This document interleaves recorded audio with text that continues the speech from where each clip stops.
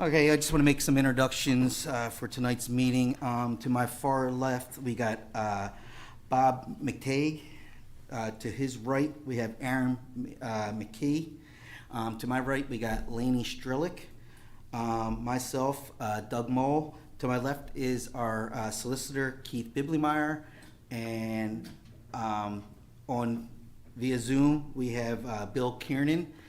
And tonight's court reporter is Karen Wright Browndorf, and representing the township is Diane Baree, and via Zoom is Matt Takita. We have 7 petitions tonight, and we're going to start with petition number 1, which is Austin Schubert, 56 Tanglewood Lane, Levittown, Pennsylvania, 19054, tax map parcel 13-022-230, zoned NCR, requesting a dimensional variance to construct an addition which encroaches into the side yard setback, section 209-20 and table 1. If you could please come up and get sworn in by our court reporter, and please state your name after your state and spell your name after you're sworn in, and please use the microphone. Thank you, sir. I do. Austin Schubert, AUSTIN SCHUBERT. Thank you, Mr. Schubert. We're going to have our solicitor mark some exhibits before we get started. Mr. Chairman, if we can mark the application for zoning ordinance appeal as ZHB 1. 2 will be a permit denial letter from Falls Township dated February 1st, 2023. 3 will be a statement from the applicant in support of the hardship and the application. 4 is a plot plan. 5 will be proposed drawings of the addition the applicant proposes. 6 will be 4 pages containing 4 colored photographs, one of which shows that the property was posted as required. 7 will be the applicant and neighbor notification letters sent for Falls Township. That letter was dated February 28, 2023, and then again sent from Falls Township. 8 is proof of publication in the Bucks County Courier Times, showing this matter was published February 28th and then again March 7th, 2023. That is all the board exhibits, Mr. Chairman. I'm satisfied that the appropriate notice have been satisfied, and this matter can proceed. Great. Thank you, Mr. Bibleymeyer.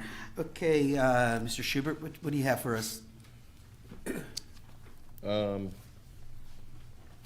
Just the denial. That's it. The proposed addition and the 10-foot setback, or the requirement of 10-foot Okay, setback. yeah, could you elaborate a little bit on that, on exactly what's going on with that, please? So I moved into the house with the addition already there. Okay. So the 10-foot just isn't possible for the addition that I want to do. So I can't get to the 10 feet that's needed. And that would stop me from doing the second floor plan that you see. Gotcha. Is that all, Mr. Schubert? Yeah, that's it. Any questions from the board? Bob? Is the footprint of the addition existing or just going up? Yeah, just going up. Not enlarging the footprint at all? No, the first floor plan is exactly what's there, yeah. That's it. Aaron? No question. Laney? No, he asked my question.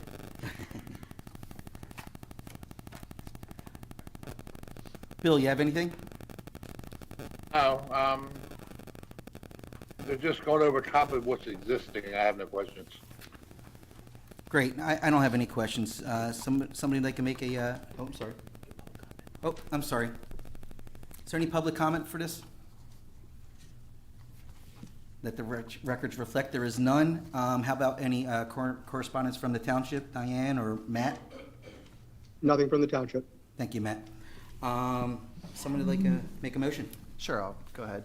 I move that the application of Austin Schubert requesting a dimensional variance from section 209-20 in table 1 of the Falls Township zoning ordinance be granted to construct an addition which encroaches into the side yard setback at the property located at 56 Tanglewood Lane, Levittown, PA 19054, as depicted on the plans and in accordance with the testimony presented to the zoning hearing board.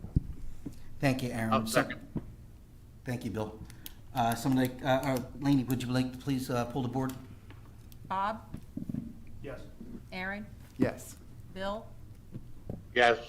I'm a yes. And Doug? Yes. Thank you. Thank you, Mr. Schubert.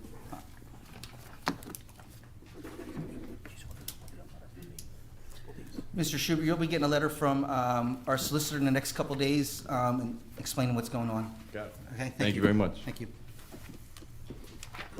Okay, that brings us to our second petition for tonight.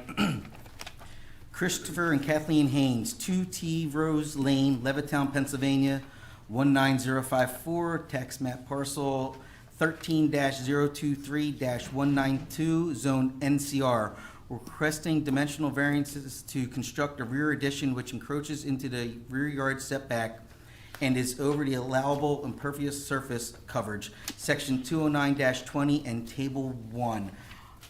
Could you please be sworn in by our court reporter, and after that, please state and spell your name into the microphone. Thank you.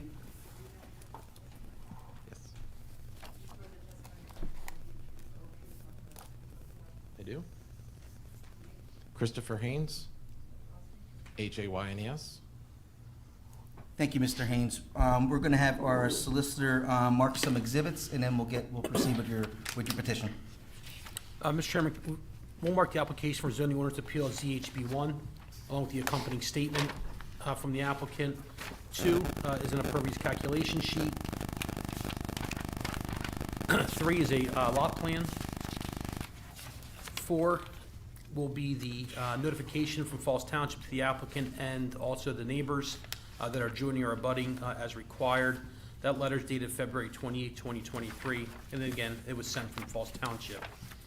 5 will be 4 pages containing 4 colored photographs, one of which shows the property was posted as required. 6 will be the proof of publication in the Bucks County Courier Times showing this matter was published February 28th, and then again March 7th, 2023. That is all the board exhibits. I'm satisfied the appropriate notice have been satisfied, and this matter can proceed. Thank you, Mr. Bibermeyer. Okay, Mr. Haynes, what do you have for us tonight? Just the reason I put it in the letter, but my parents moved in with us. We were primary caregivers for my parents. They're 82 and 84 years old. My mom has dementia. We're putting in an in-law suite. They've sold their house and moved in with us back in November, so we're trying to get enough space that we can take care of them as my mom's care is going to be advancing. So that's the reason for the addition. Okay. Is that it, Mr. Haynes? Yes. All right, Bob, you have anything? No. Aaron? I'm just trying to see where exactly, because I don't see the denial letter in here, so I don't actually see where the encroachment actually is. It's to the rear setback. I see, got it. And so that existing patio is essentially already going almost as far back anyway? Yeah? Just about, yeah. Just about, yeah. Okay, great, thanks. Laney? No, I don't have any. Bill? I have none. I have none either. Somebody'd like to make a motion? Oh, I'm sorry. Is there any public comment?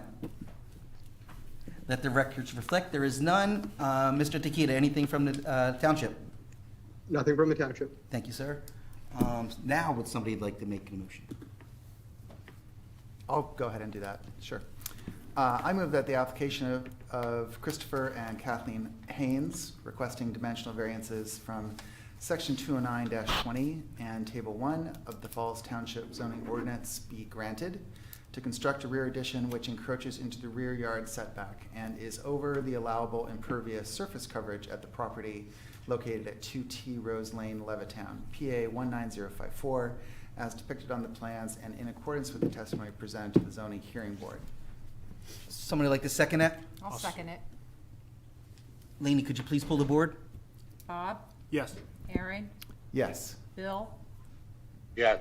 I'm a yes, and Doug? Yes. Just wait for a couple days, you'll hear from our solicitor, and we'll go from there. Thank you all. Thank you, have a great night.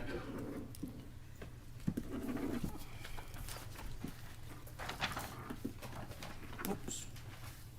Okay, and that brings us to petition number 3, Isaac N. Mitchell Sr., 237 North Park Drive, Levittown, Pennsylvania, 19054, tax map parcel number 13-027-014, zoned NCR, requesting a dimensional variance to erect a shed which will exceed the allowable impervious surface coverage, section 209-20F and table 1. Mr. Mitchell, could you please be sworn in, and afterwards, could you please spell and state your name in the microphone, sir?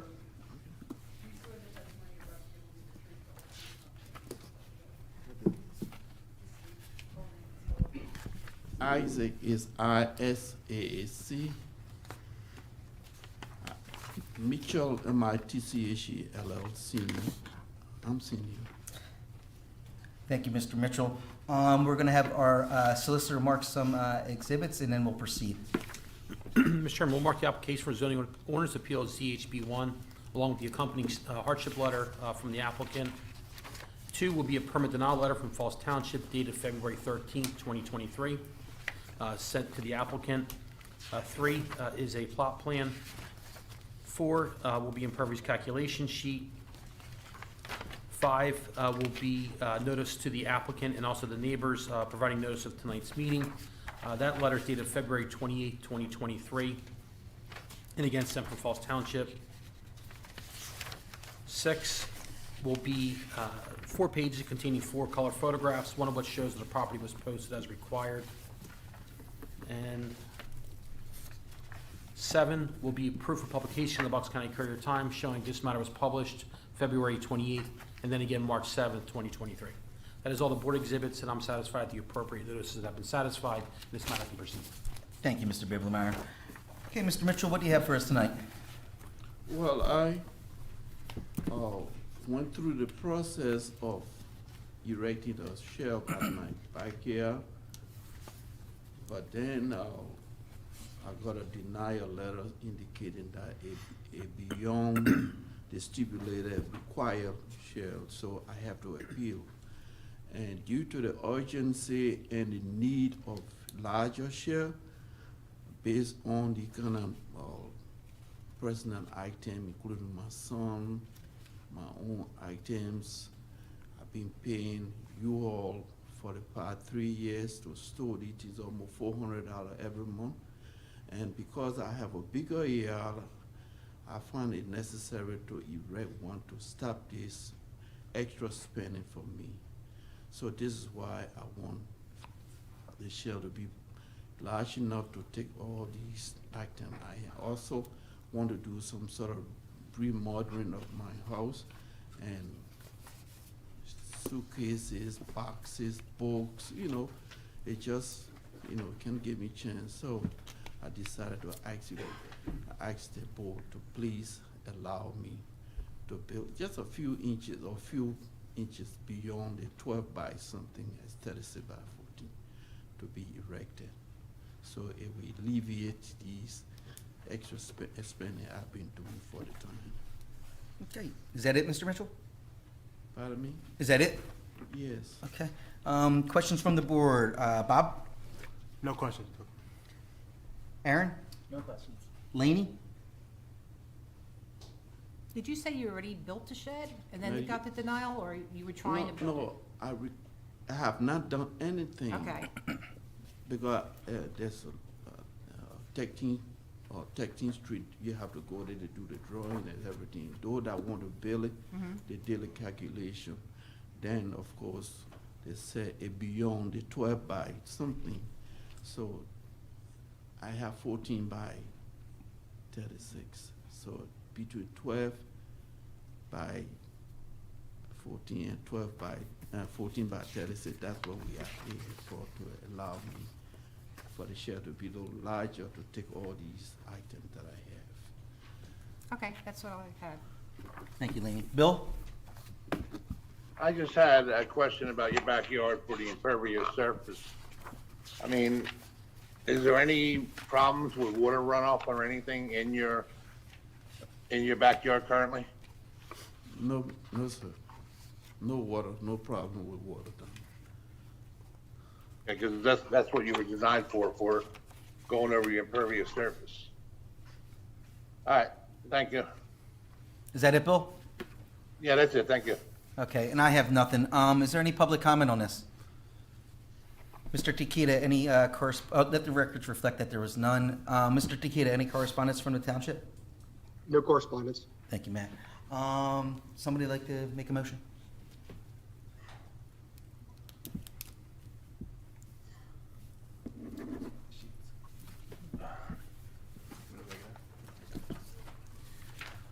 I'll make a motion to move the application of Isaac N. Mitchell requesting a dimensional variance from section 209-20F and table 1 of the Falls Township zoning ordinance be granted to erect a shed which will exceed the allowable impervious surface coverage at the property located at 237 North Park Drive, Levittown, PA 19054, as depicted on the plans and in accordance with the testimony presented to the zoning hearing board.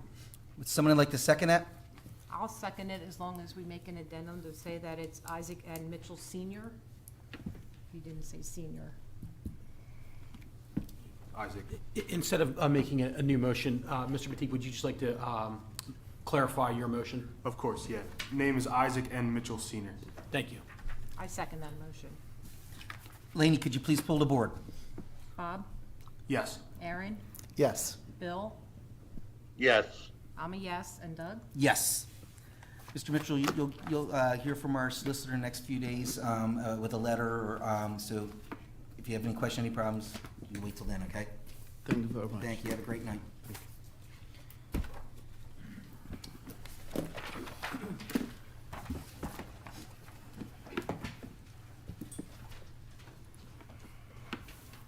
And that brings us to petition number 4.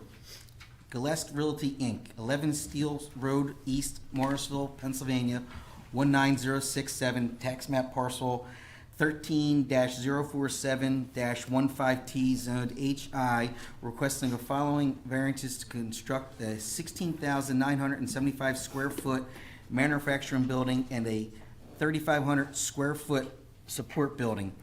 Section 209-29G, Table 5, to permit 55% impervious surface instead of the maximum allowed of 50%, and Section 209-29I and 209-42H22B to permit 188 total parking spaces instead of the minimum required of 215 parking spaces.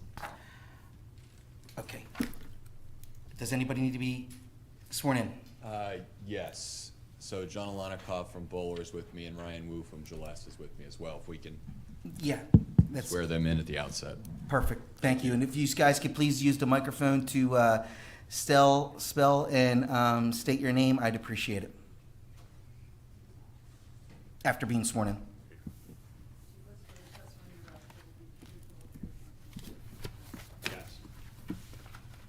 Ryan Wu, Gelest Inc., RYANWU. John Alanikov, Bowler Engineering, JOHN, ALEJNIKOV.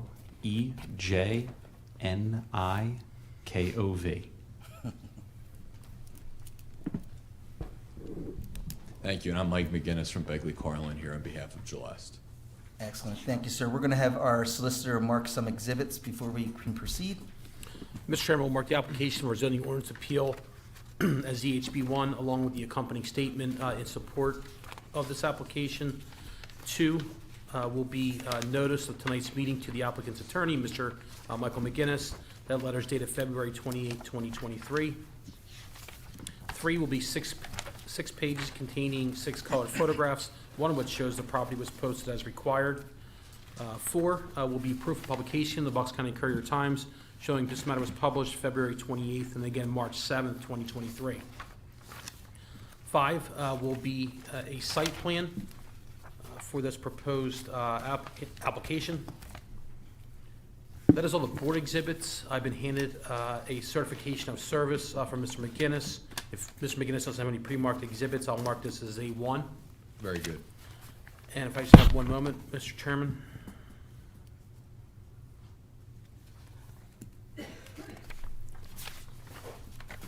Mr. McGinnis, there is a letter on your law firm letterhead. A copy of that letter was sent to all the properties that are listed on the back page. That's correct, yes. All right. Mr. Chairman, I'm satisfied the appropriate notice have been satisfied. This matter can proceed. Great, thank you, Mr. Bibblemayer. Mr. McGinnis, it's all on you. Good evening. As I indicated, I'm Mike McGinnis with Begley Carlin here on behalf of Gelest Inc. Gelest owns and operates approximately 13.20 acres at 11 Steel Road. The tax parcel is 13-47-152, and the property is zoned heavy industrial. Gelest, if any of the board members are unfamiliar, is an affiliate of Mitsubishi Chemical. They service a wide range of industries ranging from healthcare to microelectronics. Before we proceed with what's before the board this evening, I think it would be beneficial to provide a bit of background about why we're here. Gelest initially came in front of the township back in 2013, proposing a three-phased development of this property. Phase 2 and 3 only sought preliminary approvals. So Gelest secured preliminary and final approval for Phase 1, moved forward with the construction of Phase 1, and then secured final approval for Phase 2 in 2016. If you look at the existing site, and John's plan depicts what we're proposing this evening and what we'll be in front of the board with hopefully later this year, you can see in the shaded area substantially Phase 1 and Phase 2 of the construction. There are a number of existing improvements ranging from manufacturing facilities to warehousing to laboratories at the property. Gelest went to move forward with what we're labeling as Phase 3, which is the conclusion of the original planned phase development. And it was uncovered that the township had, I believe in 2021, revised some of the requirements in the heavy industrial district. So because of the timing of the original approvals in 2013 and because of the fact that Phase 3 only was preliminarily approved, it meant that the zoning standards for the revised heavy industrial district now would apply to Phase 3 of the development. And because 5 years had lapsed between 2013 and now, our preliminary approval was no longer valid. So when we went and submitted our preliminary final land development application, and this matter was uncovered to be non-conforming or non-compliant from a zoning standpoint, it was determined that we had to appear in front of the zoning hearing board. Phase 3 primarily depicts the construction of a 16,975 square foot manufacturing building, a 3,500 square foot support building, and associated parking and stormwater management improvements. The impervious surface ratio in the township ordinance was changed in the HI district, I believe, from 80% to 50%. The parking standards also changed, so I believe when this was envisioned originally, for example, we would have been required to have 156 parking spaces. We have 188 proposed with this plan, but because of the new zoning requirements, we would be technically and are technically required to have 215 spaces. Our impervious surface percentage, again, is a little over 54%. We have it as 55% in the application. That would have been well under what we were permitted to do when this was envisioned, but we are now slightly over what's allowed in the zoning district. So therefore, specifically, we need the following relief to proceed with the township. A variance from 20929G Table 5 to permit 55% impervious surface where 50% is now permitted, and a parking variance from 20929I and 20942H22B to permit 188 spaces when 215 would be required. I do have Ryan Wu and John Alanikov. I can walk through testimony, or I could also provide a brief summary of what Mr. Wu would state if he was called to testify, if that would be satisfactory to the board, and John can answer any engineering questions. That would be perfect, Mr. McGinnis. All right, thank you. Mr. Wu, if he was called to testify, would state that he's a project engineer with Gelest, that Gelest is here to construct a 16,975 square foot manufacturing building and a 3,500 square foot support building, that they're adding 26 parking spaces and associated stormwater improvements, that the initial development was proposed to Falls Township in 2013 and was always depicted as 3 phases, that we secured preliminary final, if I'm going too fast, I'll slow down, I'm sorry. Preliminary final for the first 2 phases over the years, but only preliminary for phase 3. We're back for phase 3, which is substantially compliant with what was proposed initially in 2013, and the zoning standards had changed, that we're going to add at least 26 high-paying local jobs associated with this construction, that we need an approximately 5% impervious surface variance, which will be captured by stormwater management, that we have a requirement for 215 spaces, that the site has 188, that this is a private, gated, restricted site with very few visitors, that we are quite confident that we have adequate parking, that there are 2 shifts. The largest of the 2 shifts would have 149 employees, so even for the largest shift, there would be in excess of 39 spaces on site. He would also affirm that this would have no negative impact on the surrounding businesses in the community. And if I can have you, Mr. Wu,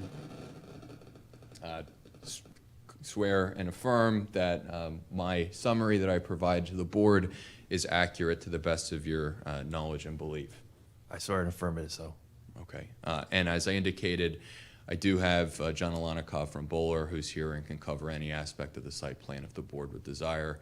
Otherwise, that is the summary of the application this evening, and thank you for your consideration. Thank you, Mr. McGinnis. Any questions from the board? Bob? No questions, Doug. Aaron?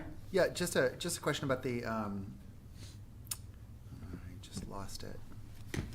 Stormwater mitigation plans. Any comments you have about, obviously going from 80% to 50%, is it, talk about stormwater management. That's a big change, and 5% is small, but it's still 5%. So tell us how that gets addressed. So as you can see on the plan, maybe here, I just circled with my pen there. Under that parking, where there are 26 additional spaces, there's an underground stormwater management system. So that, in addition with the stormwater management systems that are on site, which I will now circle as well,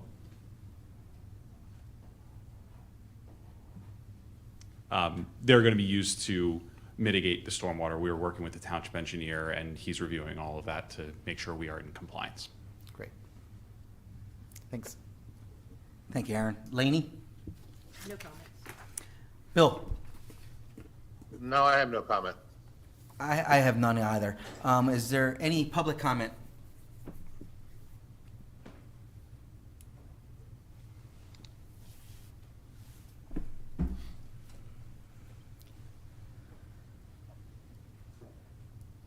I'm Randall Reber, R-A-N-D-A-L-L-R-E-B-E-R.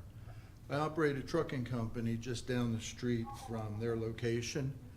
And will the additional parking remove the employees from the street, the smoke team? Will they be gone? I can answer that. With regard to the smoke Can you please get to the microphone?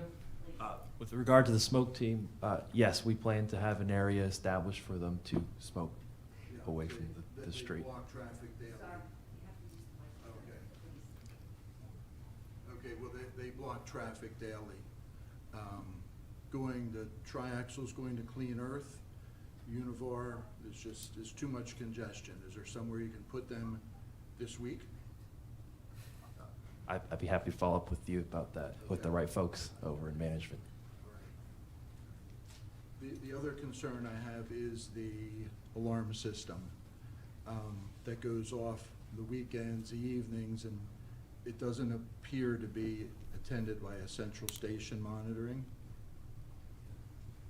We're in the process of some site improvements to centralize the alarm system. The alarms that do go off are meant for the safety of the personnel and, if necessary, the community. But we're in the process of establishing a method to contain that and keep it to a minimum.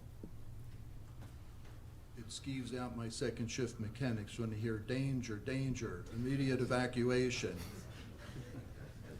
That's understandable. But yeah, we're working on it. Okay, well, that's it, as long as we can clear the street. Sure. Thank you, sir. Is there any other public comment? Let the records reflect there is none. Mr. Takita, is there any correspondence from the township? No correspondence. Thank you, sir. Somebody like to make a motion?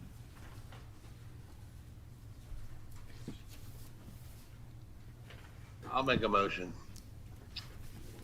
I move that the application for Gelest Realty Incorporated requesting the following dimensional variance from the following sections of Falls Township zoning ordinance be granted to construct a 16,975 square foot manufacturing building and a 3,500 square foot support building. One, section 209-29.g, table 5, permitting 55% impervious coverage instead of the maximum allowed 50%. And 2, section 209-29.i and 209-42h, 22b, permitting 188 total parking spaces instead of the minimum required of 215 parking spaces. And at the property located 11 Steel Road East, Morrisville, PA 19067, depicted on the plans in accordance with the testimony presented to the zoning hearing board. Someone would like to second that motion? I'll second it. Thank you, Laney. Laney, could you please pull the board? Bob? Yes. Aaron? Yes. Bill? Yes. I'm a yes, and Doug? Yes. Thank you, Mr. Thank you very much.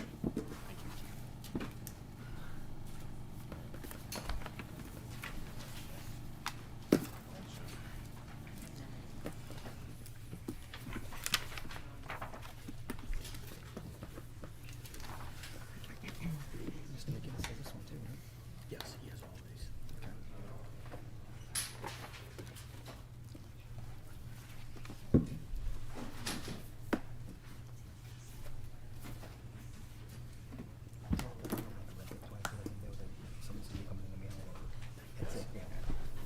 Just pretty much. The public, yeah. So it was like, you know,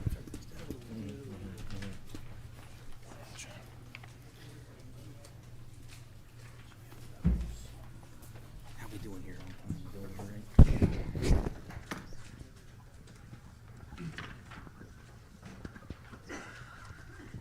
I guess they gotta, maybe if it, this is what we're saying.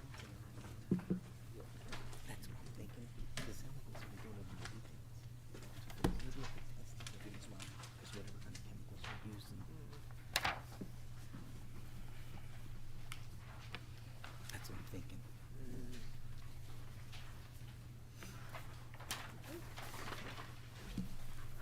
Thank you. Thank you. Go with A1 and A2? Yes. Okay.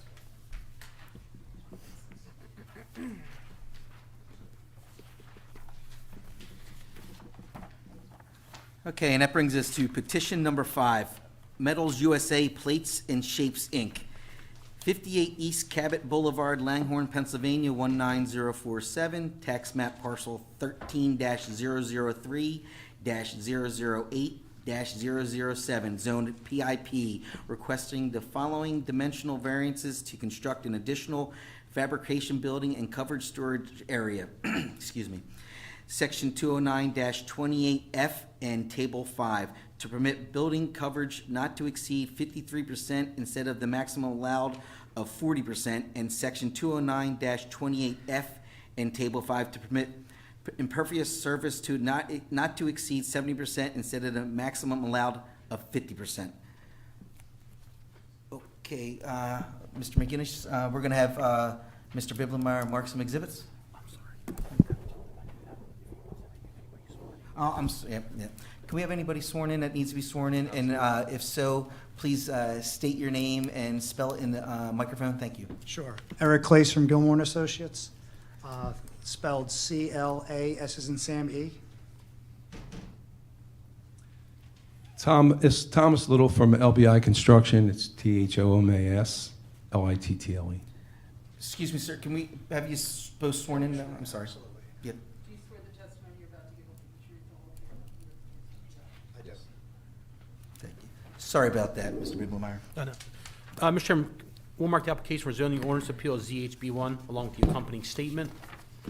2 will be the notification to applicant's attorney, Mr. McGinnis, sent from Falls Township, dated February 28, 2023. 3 will be 5 pages containing 5 colored photographs, one of which shows that the property was posted as required. 4 is a site plan for this proposed application. 5 will be proof of publication of the Bucks County Courier-Times showing this matter was published February 28th and then again March 7th, 2023. That is all the board exhibits. I've been handed a couple documents from Mr. McGinnis. First is the certification of service, which I'm going to mark as A1.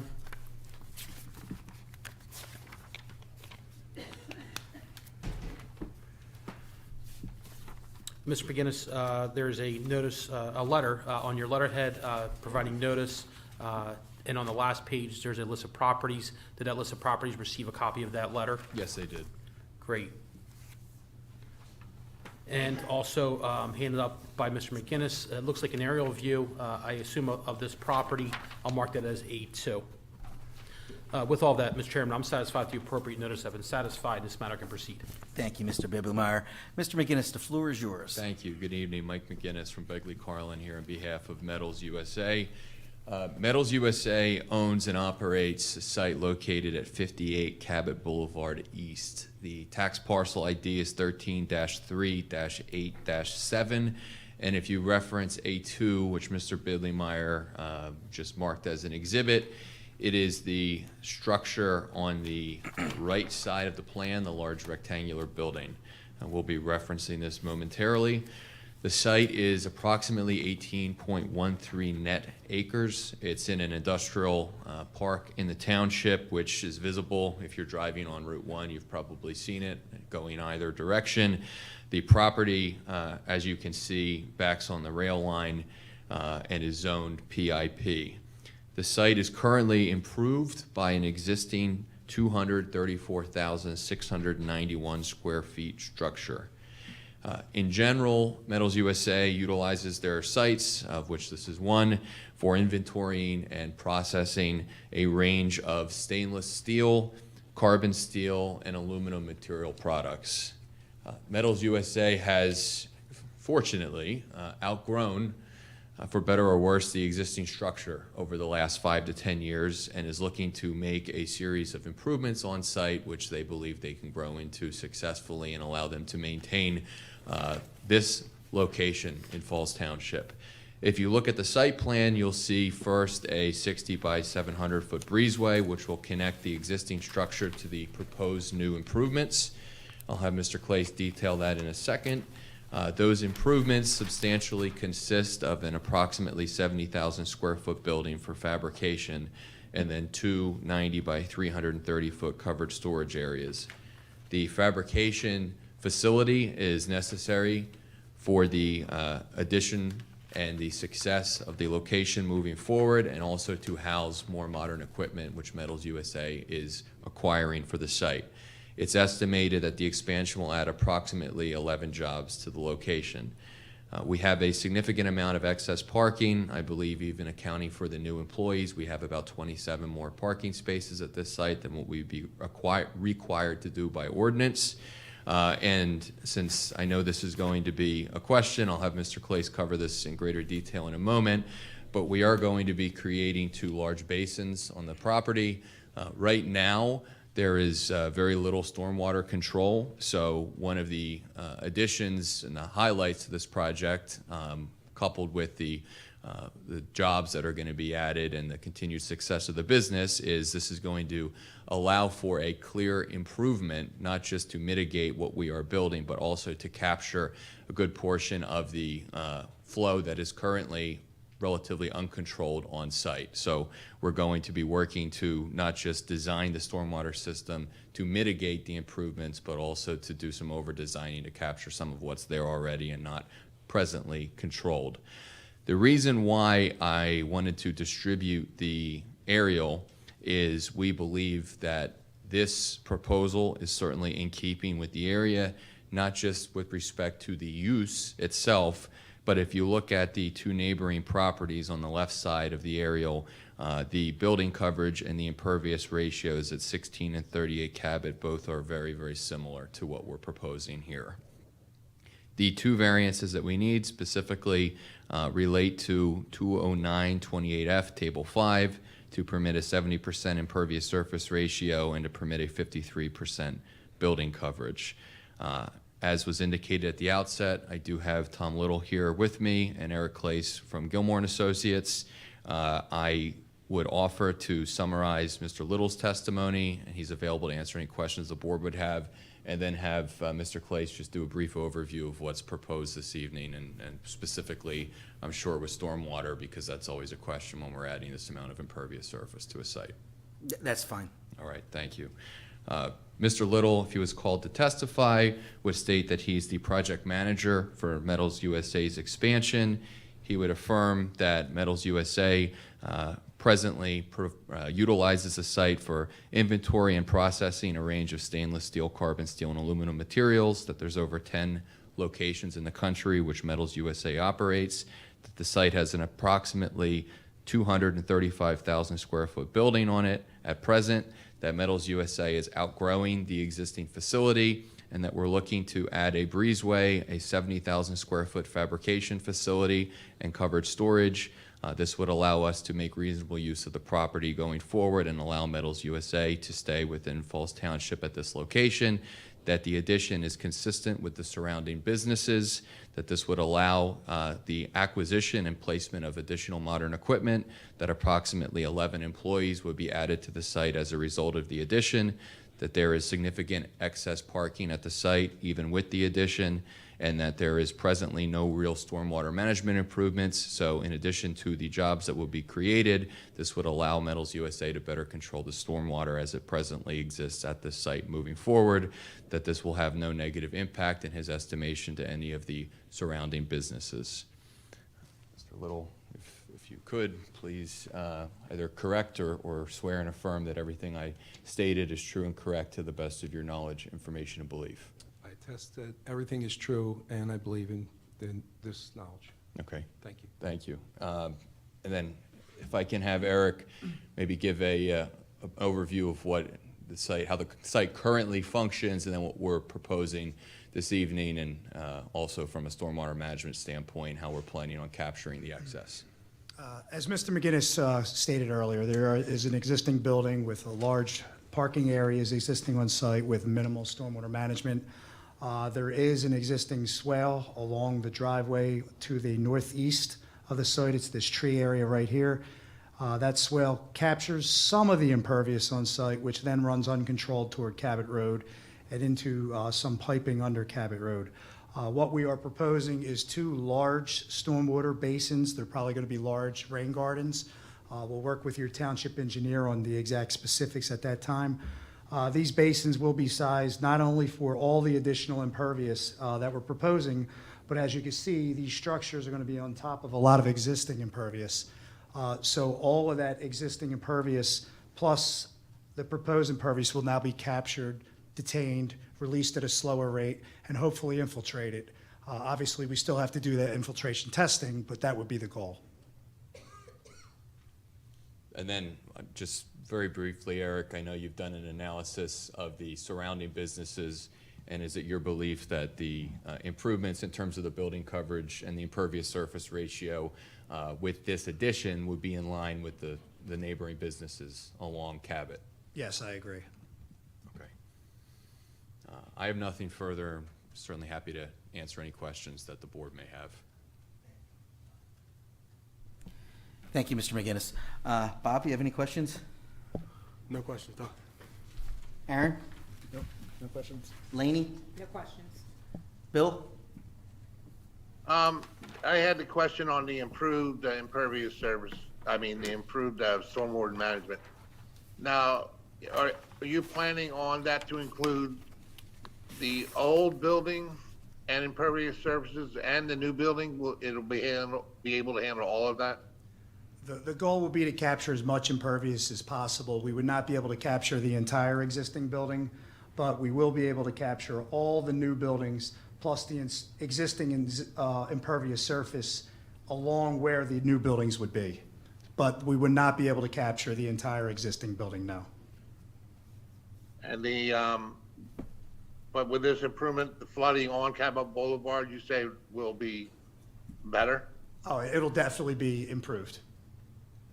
Okay, that's all I got. Thank you, Bill, and I have none. Is there any public comment? Like the records reflect, there is none. Mr. Takita, is there any correspondence from the township? No correspondence. Thank you, Matt. Somebody like to make a motion? I move that the application of Metals USA Plates and Shapes, Inc., requesting the following dimensional variances from the following sections of the Falls Township zoning ordinance be granted to construct an additional fabrication building and covered storage area. 1, Section 209-28.f and Table 5, to permit building coverage not to exceed 53% instead of the maximum allowed of 40%. And 2, Section 209-28.f and Table 5, to permit impervious surface not to exceed 70% instead of the maximum allowed of 50%. At the property located at 58 East Cabot Boulevard, Langhorne, PA 19047, as depicted on the plans and in accordance with the testimony presented to the zoning hearing board. Would someone like to second that? I'll second it. Laney, could you please pull the board? Bob? Yes. Aaron? Yes. Bill? Yes. I'm a yes, and Doug? Yes. Thank you very much. You're welcome. Thank you. You're welcome.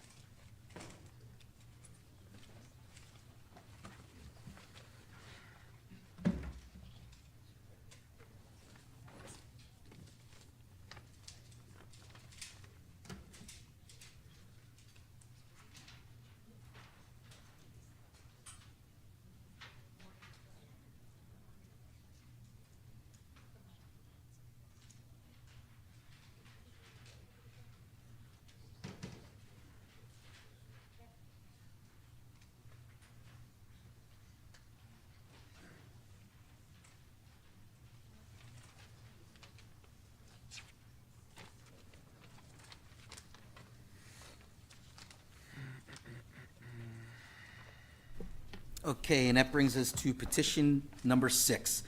UGN Logistics, 745 Philadelphia Avenue, Morrisville, Pennsylvania, 19067, tax map parcel 13-047-062-002, number 13-047-067, and 13-047-066, zoned HI-A, requesting the following dimensional variance to construct a 4,800 square foot building, section 209-32, 3G and table 5, to permit a 25-foot buffer instead of the required 50-foot buffer Section 209-323G and Table 5 to permit an impervious surface ratio of 65.66% instead of the allowable 50%, and Section 209-323H1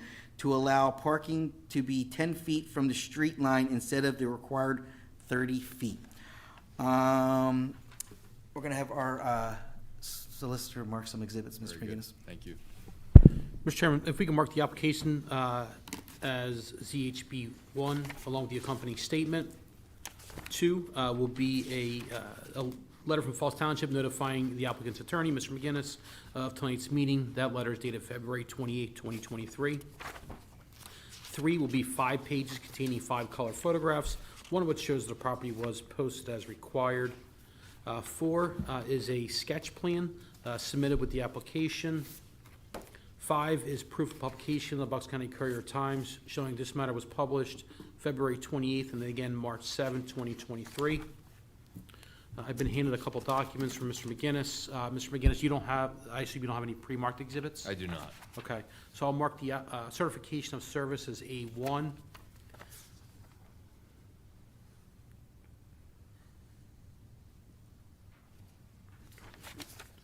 Mr. McGinnis, there's a letter in there on your firm letterhead dated February 28th. Was that form letter sent to all the addresses listed on Exhibit B, which is located on the back page? It was, yes. All right. If I haven't said so already, I'll mark that as A1. Mr. McGinnis also handed up, looks like an aerial view. I'll mark that as A2. That is all the board, that's all the board exhibits and all the applicant's exhibits that I've been provided so far. And with that, I'm satisfied the appropriate notice have been satisfied, and this matter can proceed. Thank you, Mr. Bibblemeyer. Mr. McGinnis, can we have them sworn in and state and spell your names into the microphone, please, after you're sworn in? Hello.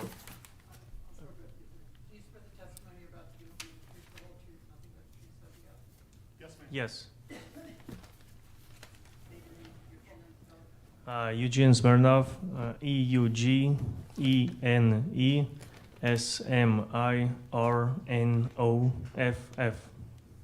Thank you. Heath Dumack, D-U-M-A-C-K. Thank you. Good evening. Mike McGinnis from Begley Carlin here on behalf of UGN Logistics, Inc. I have Eugene with me, who is the principal of UGN, and the subject property is 745 West Philadelphia Avenue. UGN purchased 3 parcels last year, 13-47-65, 13-47-66, and 13-47-62-002. The properties in the aggregate total approximately 2.16 acres, and they're zoned heavy industrial A.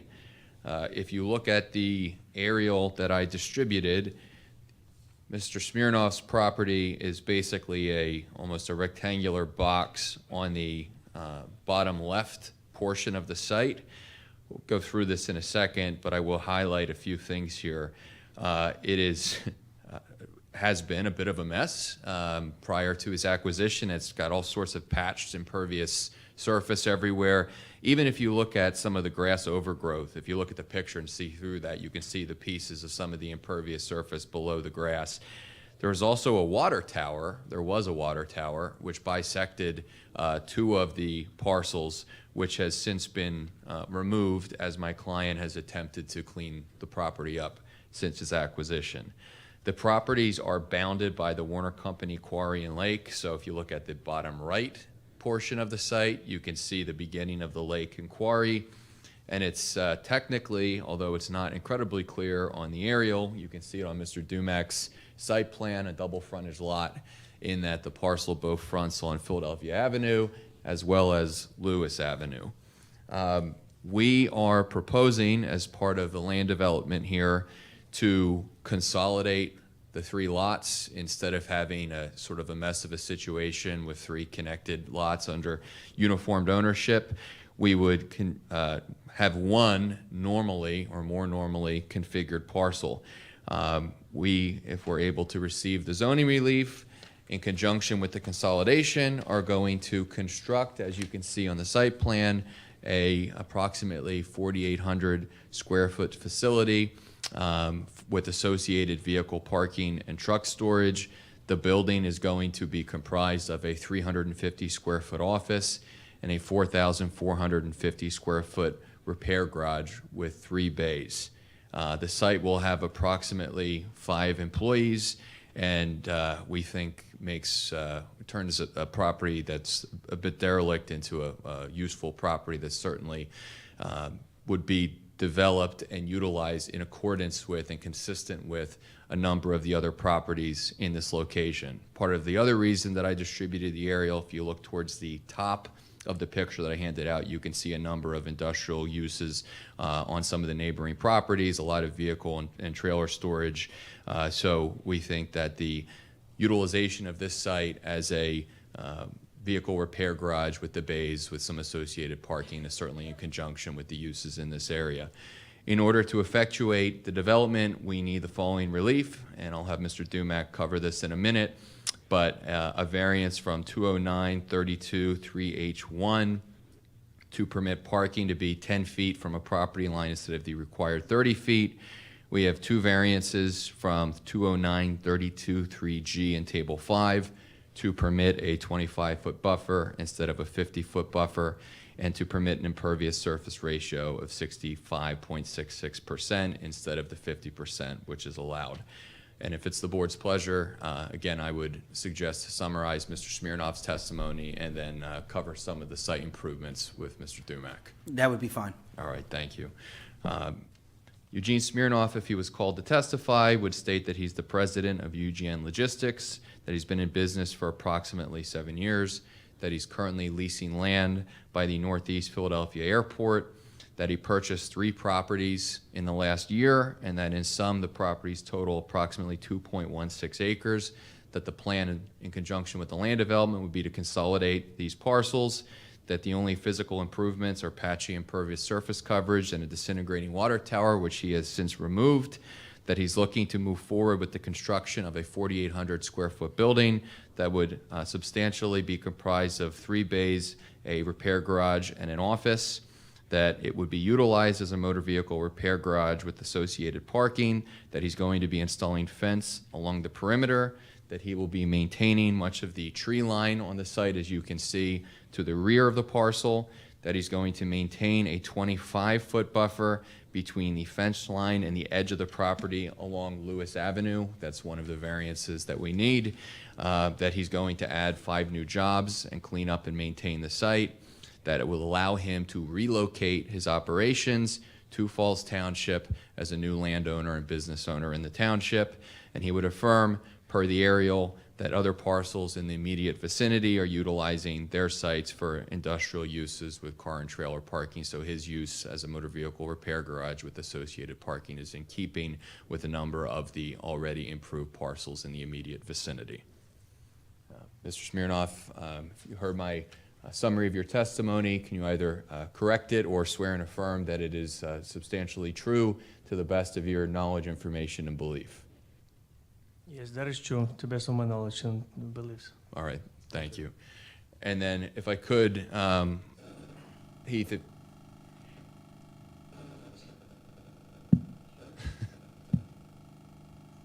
didn't do it, I swear.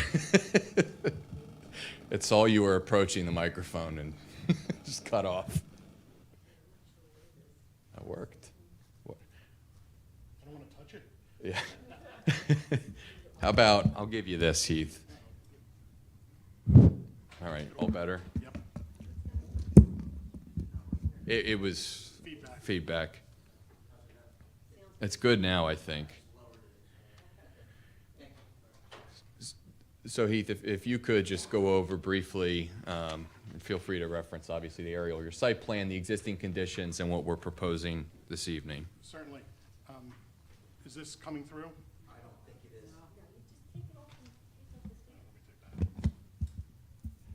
Modern technology. Okay.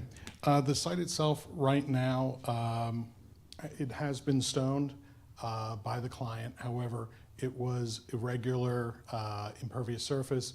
We had building foundations, we had slabs on grade, and we had stone areas throughout the site. There was, as everyone has, as you've heard 2 or 3 times this evening, there was a water tower that has been removed.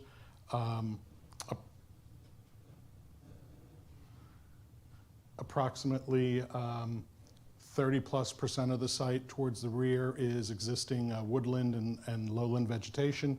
What we're proposing, the truck repair facility, a parking area coming off of Philadelphia Avenue for staff for the repair center, and then a stone or gravel parking and staging area for the trucks and tractor trailers. We are asking for several variances. The first is the buffer along Lewis Avenue. Currently, and what was there prior to this point, there was 0 buffer. The stone and impervious surface literally went right up into the street line. Secondly, And that'll be 25 feet with this. and that would be proposed as 25 feet. Secondly, along the southern border, the proposed parking area is 10 feet from the boundary, which I believe is required to be 30 feet. However, what we have next to us is in essence a flag lot for the quarry operations. There is absolutely nothing in that strip of ground, so we're asking for relief to have the parking that close to the boundary line. And the third item is impervious surface. I believe the site had roughly 60% impervious, and with the improvements, the building and the paved parking areas, we're looking at roughly 66% impervious. What we're proposing is the majority of the site right now does drain back towards the Penn Warner piece, and what we're going to be designing in essence will be a large ballast system at the easterly side of the property to control that stormwater. We will have to do infiltration testing. We will have to go through full engineering design, and obviously if this makes it through tonight's hearing, full land development would be the next step. And the stormwater conditions, the downstream effect, given the current site, is going to improve as part of this development. Yes, sir. I have nothing further. Happy to answer any questions the board would have. Thank you, Mr. McGinnis. Bob, you have any questions? No questions, Doug. Aaron? Laney?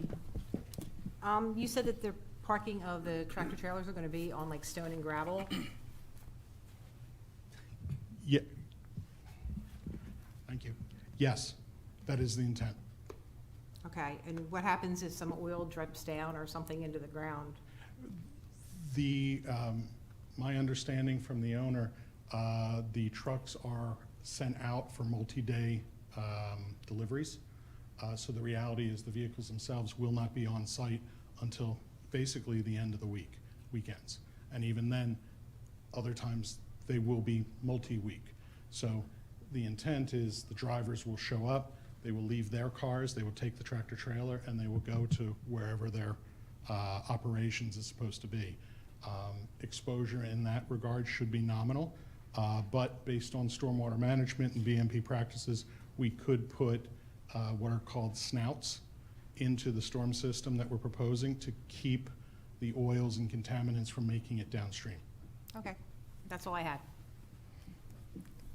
Thank you, Laney. Bill?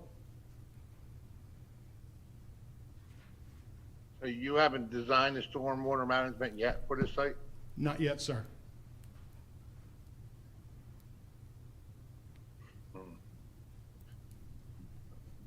All right, I don't have any more questions. I'm assuming that you said that would be the next step if it gets passed here, be planned. We wanted to make sure we had our zoning approval. That will greenlight a fully engineered plan for Mr. Dumack, and then he would work with Mr. Jones's office to make sure that any concerns he would have would be satisfied as part of the land development project. Does that help you out, Bill? Yeah, so just that usually we know they want to increase the impervious surface, but you know, we don't hear a plan for water management. That's why I'm. But since it's gone through land development, after, you know, whatever this meeting is approved, then I don't have a problem with that. Yeah, if we don't if Mr. Jones doesn't approve the plan, we can't move forward with the land development. One other question, when you talked about, we would check the oils or anything that could drip into any contaminants, when would that come across, that would come from Mr. Jones also, and that? Yes, that would be a combination. This site most likely will trigger what's called a NPDES or NPDES, and we'll be managing both the stormwater management as well as the NPDES through soil conservation. Because we're going to end up disturbing over an acre, since this is a 2.16 acre site, we're going to have to heavily have this vetted by the Conservation District as part of that approval process, as well as another layer. Great, thank you, gentlemen. Any other comments from the board? Okay, any public comment?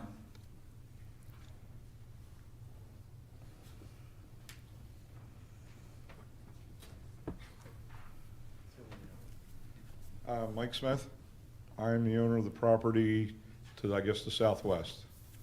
That's that little house that sits there and the other building that's there. Since Eugene has moved in there, we've had no problem with dumping. He's cleaned a lot up. I know he's got a long way to go, but if you guys can give him the zoning approval, it would be a step in the right direction for that area.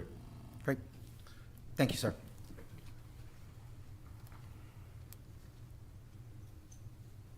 Okay, so my guys use. Excuse me, sir, can you please just state your name one more time? Randall Reber. Okay. Well, where is it 10 feet from the street? I missed that part. Is that from It's on the west. Philadelphia? No. Okay, it's along the residential side? Yes. Okay, very good, that's all right. I just was concerned about sight line on Philadelphia Avenue. Thank you. Thank you, sir. Any other public comment? Let the records reflect that is it. Ms. Bree, any correspondence from the township? Nothing from the township. Thank you, Diane. Somebody like to make a motion? I'll make a motion to approve. I move that the application of UGN Logistics requesting the following dimensional variance from the following sections of the Falls Township zoning ordinance be granted to construct a 4,800 square foot building. One section 209 32.3.g and table 5 to permit a 25-foot buffer instead of the required 50-foot buffer. 2, section 209 32.3.g and table 5 to permit an impervious surface ratio of 65.66% instead of the allowable 50%. And section 209 32.3.h1 to allow parking to be 10 foot from the street line instead of the required 30 feet. At the property located at 745 Philadelphia Avenue, Morrisville, PA 19067, as depicted on the plans and in accordance with the testimony presented to the zoning hearing board. Can I get someone to second that? I'll second it. Thank you, Laney. Can you please pull the board? Bob? Yes. Aaron? Yes. Bill? Yes. I'm a yes. And Doug? Yes. Thank you very much. You're welcome. You're welcome. Thank you.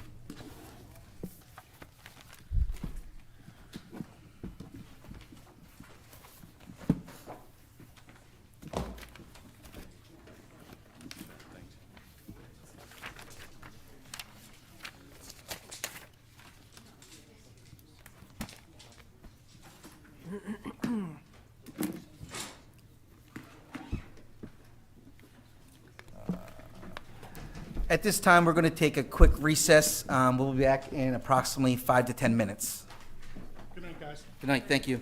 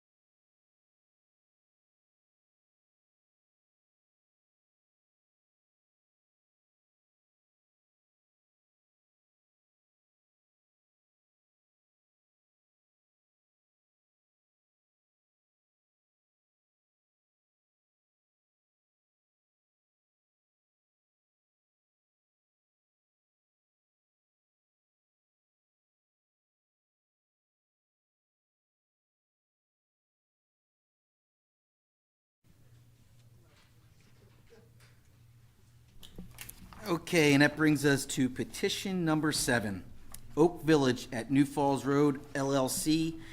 This is continued from January. 9175 New Falls Road, Levittown, Pennsylvania, 19054. Tax map parcel 13-020-168, zone NC, requesting the following variances to construct a multifamily residential condominium development with parking.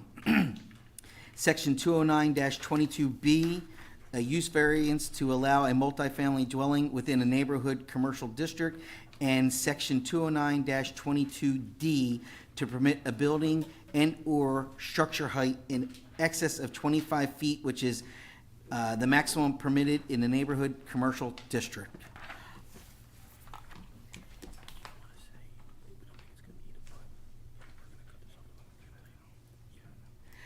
And before we proceed with this, we're going to put a cutoff tonight at 11 p.m. So hopefully we can get this all done before 11 p.m. If not, we might have to continue this till next month's meeting. But let's hope that doesn't happen and we can proceed with this meeting. Mr.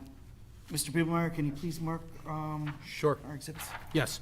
We'll mark the application for zoning ordinance appeal as ZHB 1 along with the accompanying statement.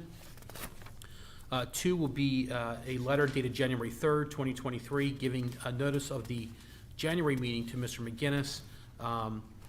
Just I can state now for the record that January meeting and also the February meeting were both continued on the record with the consent of the board and also the applicant. 3 will be 4 pages containing 4 color photographs showing that the property was posted for the January meeting. 4, Exhibit 4 will be 4 colored, will be 4 pages containing 4 colored photographs showing the property was marked for the February meeting. 5 will be 3 pages containing 3 colored photographs showing the property was posted for tonight's meeting, March 14th, 2023. 6 will be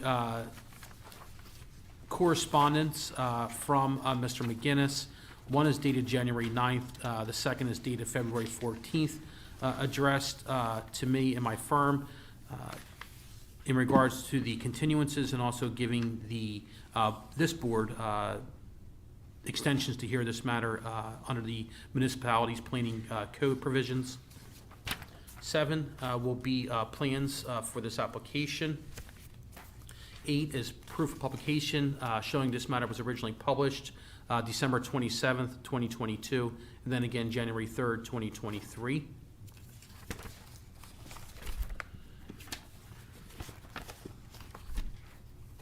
I've been handed documents from Mr. McGinnis. 1 I'll mark as A1 if he does not have pre-marked exhibits. It is titled Certification of Service.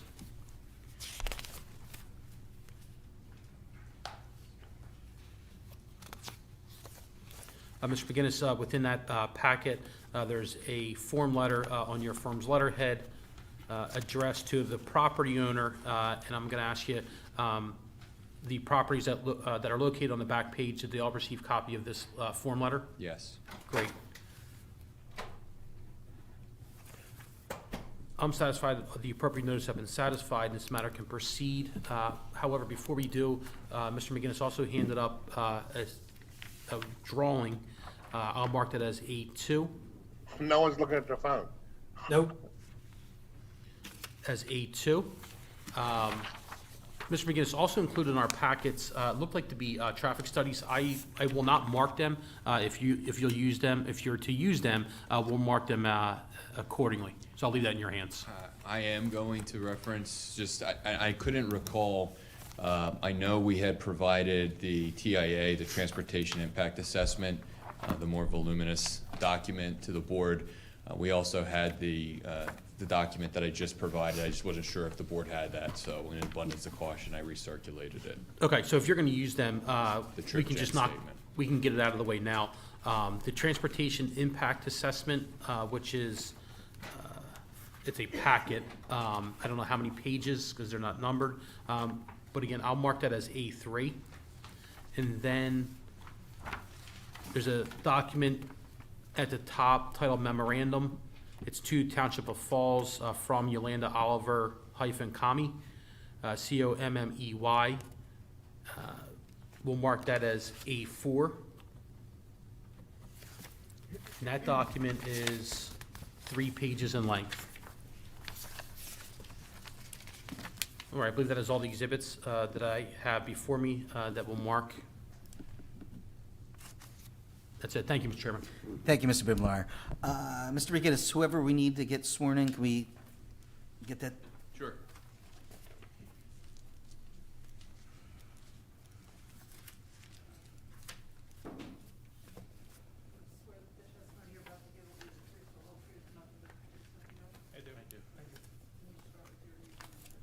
Vincent Fioravante. Could you please speak into the microphone, sir? Sure. Thank you. Vincent Fioravante. Can you spell that, sir? Vincent Fioravanti.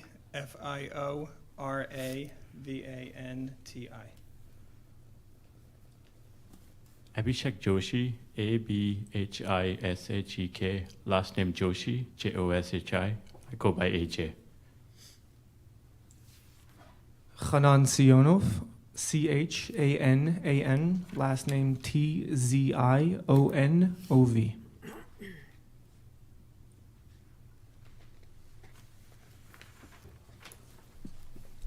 The floor is yours, Mr. McGinnis. Thank you. Mike McGinnis from Begley Carlin here on behalf of the applicant. I'd like to start this evening just with a word of appreciation to the board as well as to some of the members of the community who are here.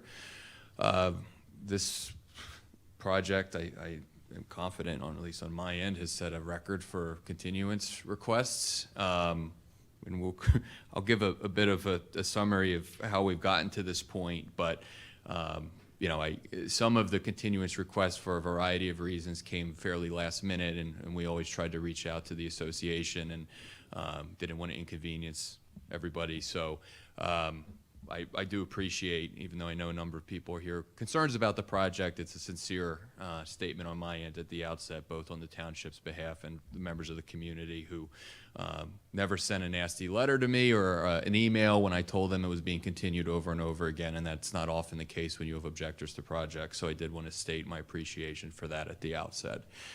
As I indicated, I'm here for Oak Village at New Falls Road, LLC. They are the owners of 9175 New Falls Road. The tax parcel is 13-020-168.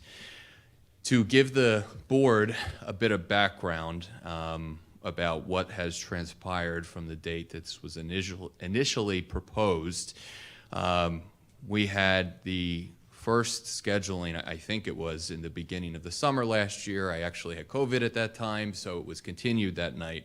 There were a number of people who showed up at the meeting with questions and concerns about the project.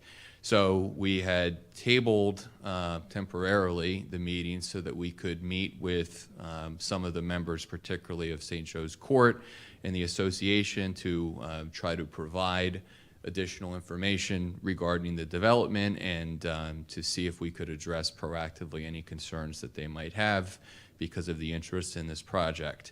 I am not going to speak on behalf of any of the neighbors, but I can say that one of the primary concerns related to the potential traffic impact that the development would have, particularly I think because of obviously the density in their community, but also Pennsbury Woods down the street and concerns regarding New Falls Road in general. So we took that information and those concerns, and we wanted to be as proactive as we could be to supply both that community and the township with as much information as possible regarding the project. So after that meeting, my client, Hanan, who's the managing member of the LLC, who's here with me, reached out and hired AJ from Pennoni, who is also here with us tonight. The initial document, which was procured post Pennoni being hired, is the trip generation statement, which is dated July 22nd, 2022, and which is labeled A4. When, and AJ is going to cover this as part of the testimony, but the trip gen statement, as you will see if you've looked at it, basically prepares our proposed use, which we'll get into in a second, to other uses which are permitted in the neighborhood commercial district. When we looked at it, although it provided an overview and a point of comparison between our development and what's permitted by right at this site, we didn't think it was sufficient enough in detail to address some of the specific comments and concerns that had been generated, which was, yes, maybe in isolation, if you look at the ITE and compare the traffic that may be generated from this site compared to other uses, we can give a sort of a black and white analysis, but that is not an analysis of this particular site and the proposed development vis-a-vis the existing conditions. One of the concerns that was raised during that meeting was, okay, well, if you're doing a more thorough analysis, you want to make sure that analysis is done when the school's in session because there's school buses and we're talking about peak traffic times in the morning and in the PM. So the dialogue on our team that we had was, yes, we have the trip gen statement, but let's wait until the fall so we can do what we view to be a comprehensive, full-fledged analysis of the true traffic impact of this development, so we can provide the most information possible, both to the association and to the township, which resulted in the rather voluminous transportation impact assessment that is dated, I believe, October of 2022, which is sealed by AJ. When we received this, we supplied it to the points of contact that we were given with the association, as well as to the zoning hearing board and to the township.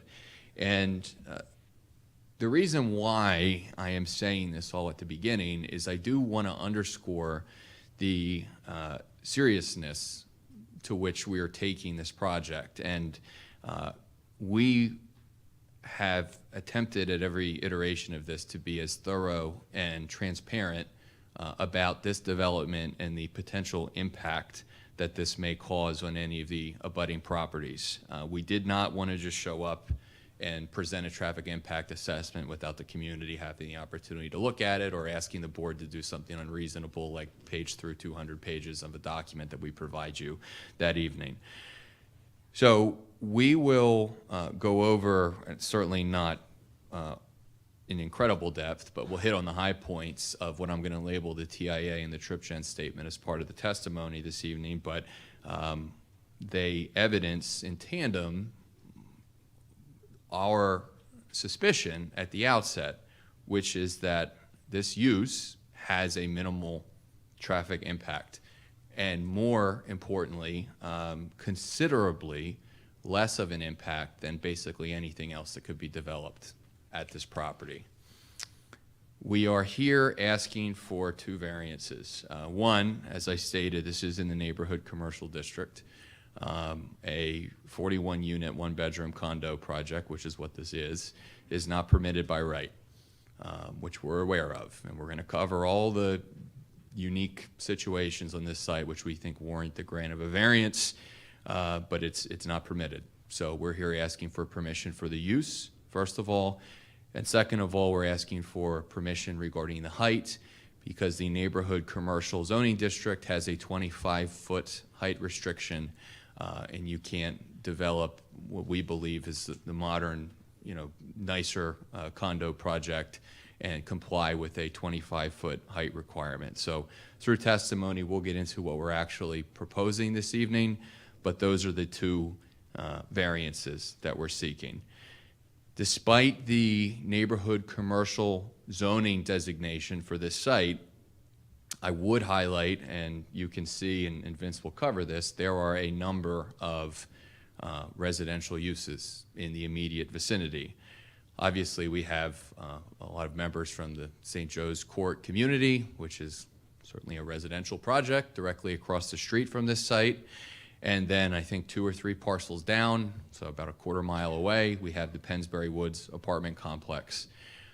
That development, I will point out, I believe, has 109 units, so it's approximately 2.5 times the size of what we're proposing this evening.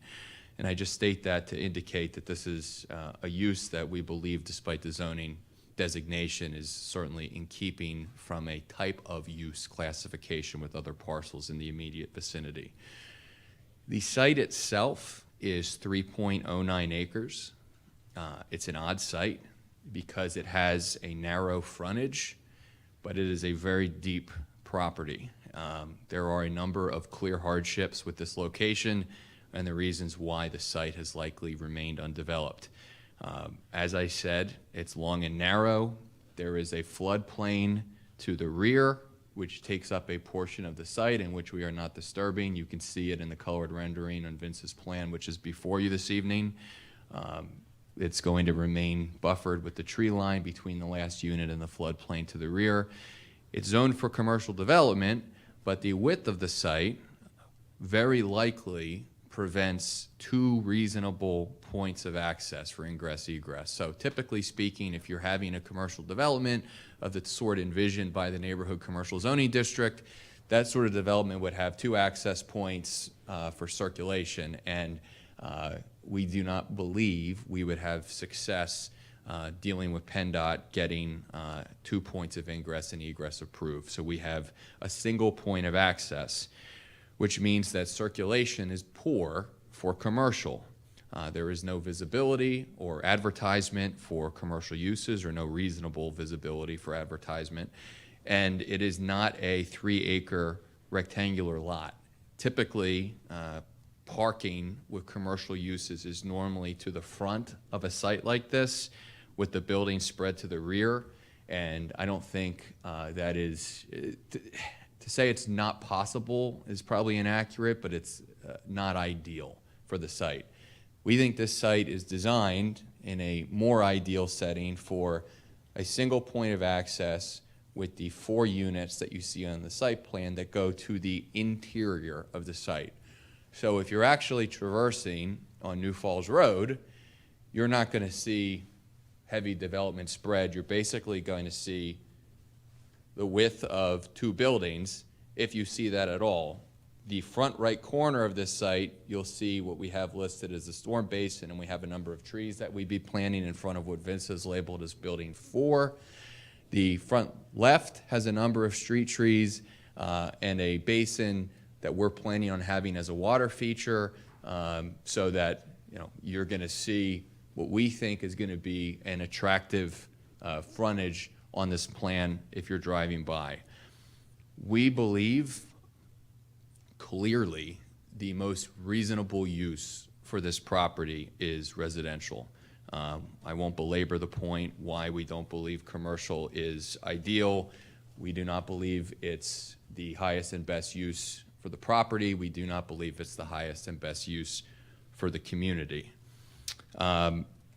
This is all privately funded. So if there's any concerns about that, it's privately funded. We are more than happy, as we've been so far, to communicate with the neighbors, to include them in the process in terms of landscaping and other features that they might have concerns about, if we're fortunate enough to get relief this evening and to move forward with the land development process. And I want to be careful how I phrase the last portion of this before I turn it over for testimony, but I've been in enough meetings where I see some land development attorneys. They show up to a meeting where there's objectors, and they have a use that they know the community has concerns about, and they make the pitch about the use, and then I've even seen people flip the board around and say, well, if you don't approve this, there's going to be like an open air injection site or something crazy and toxic at the property. And I don't do that, and I'm not going to do that, but I will point out that my client owns the property. Okay, they're not the equitable owners. They're not owning the or seeking to lease the property from a third party.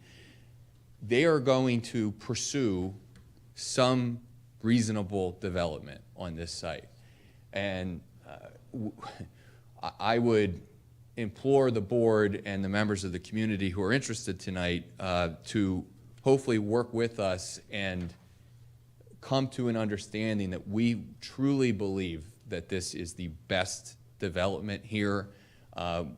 We had originally proposed this as apartments at one point. We wanted to pivot to condos because we thought that would be a better product for the community. Housing is in need in Falls Township.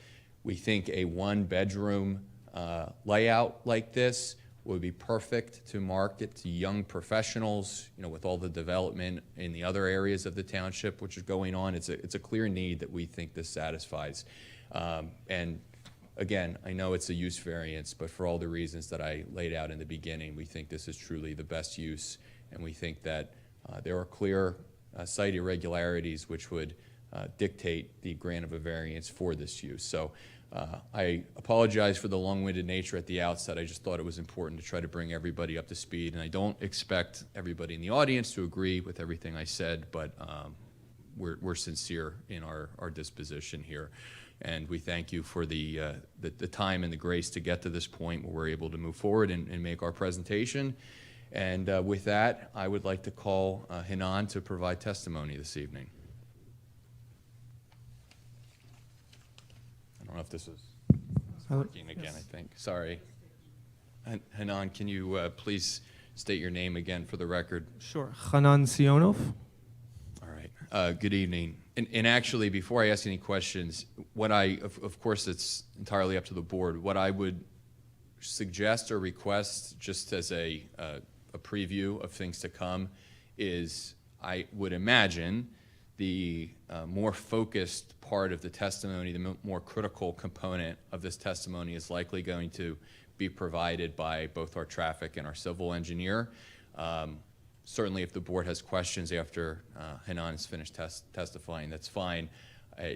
Alternatively, I'm happy to provide all of the testimony, so go from Hanan to Vince and AJ, and then open it up for questions. I think some of the questions the board might have for Hanan very well may be covered from either our traffic or our civil engineer. So that's my mindset. If that works for the board, obviously you're entitled to ask any questions you have of Hanan as part of the testimony. Good evening, Hanan. Are you the managing member of Oak Village LLC? Yes. All right, and you purchased this property approximately when? Approximately 2.5 years ago or so. All right, and I made a statement at the outset that you are looking to construct 41 one-bedroom condominiums. Is that correct? That's correct. All right, and it would be, on Vince's site plan, 4 separate structures. Correct. Okay. Can you just give a very brief statement to the board about why you're looking to develop residentially at this site? Sure. The reason why we're looking to build residential on this property versus what's currently allowed, which is more of a commercial restaurants, retail space, things of that nature, is because we feel that residential fits more with the general ambiance and of the surrounding neighborhood. With St. Joe's right across the street and Pennsbury, slightly farther up, there is a feel, even though it's neighborhood commercial, there's a feel of residential overall. So it definitely has that feel. Additionally, with the new jobs coming into the neighborhood, with all the commercial development happening, we feel that there's a need for housing for professionals, and generally the one-bedroom model is a great starting point for them as they progress and invest more of themselves into the neighborhood. So those are the reasons why we feel that a residential development would be the best use of this property. And we had originally filed an application actually for this to be one-bedroom apartments. Right. And that was modified in advance of what was then scheduled to be the December presentation for it to become one-bedroom condominiums. Correct. Correct? Correct. Okay. I made a representation that this is going to be privately funded, so built, and then the individual condominium units would be owned by whomever lived in those units, and then it would be there'd be a condo association that would be established as part of that. Is that accurate? Yes, that's accurate. Okay. We have all one bedroom, so no 2-3 bedroom units, correct? Right. With a loft in any of them, can you cover maybe the easiest thing to do? Sure. Actually, Hanan. sorry, is, say it this way.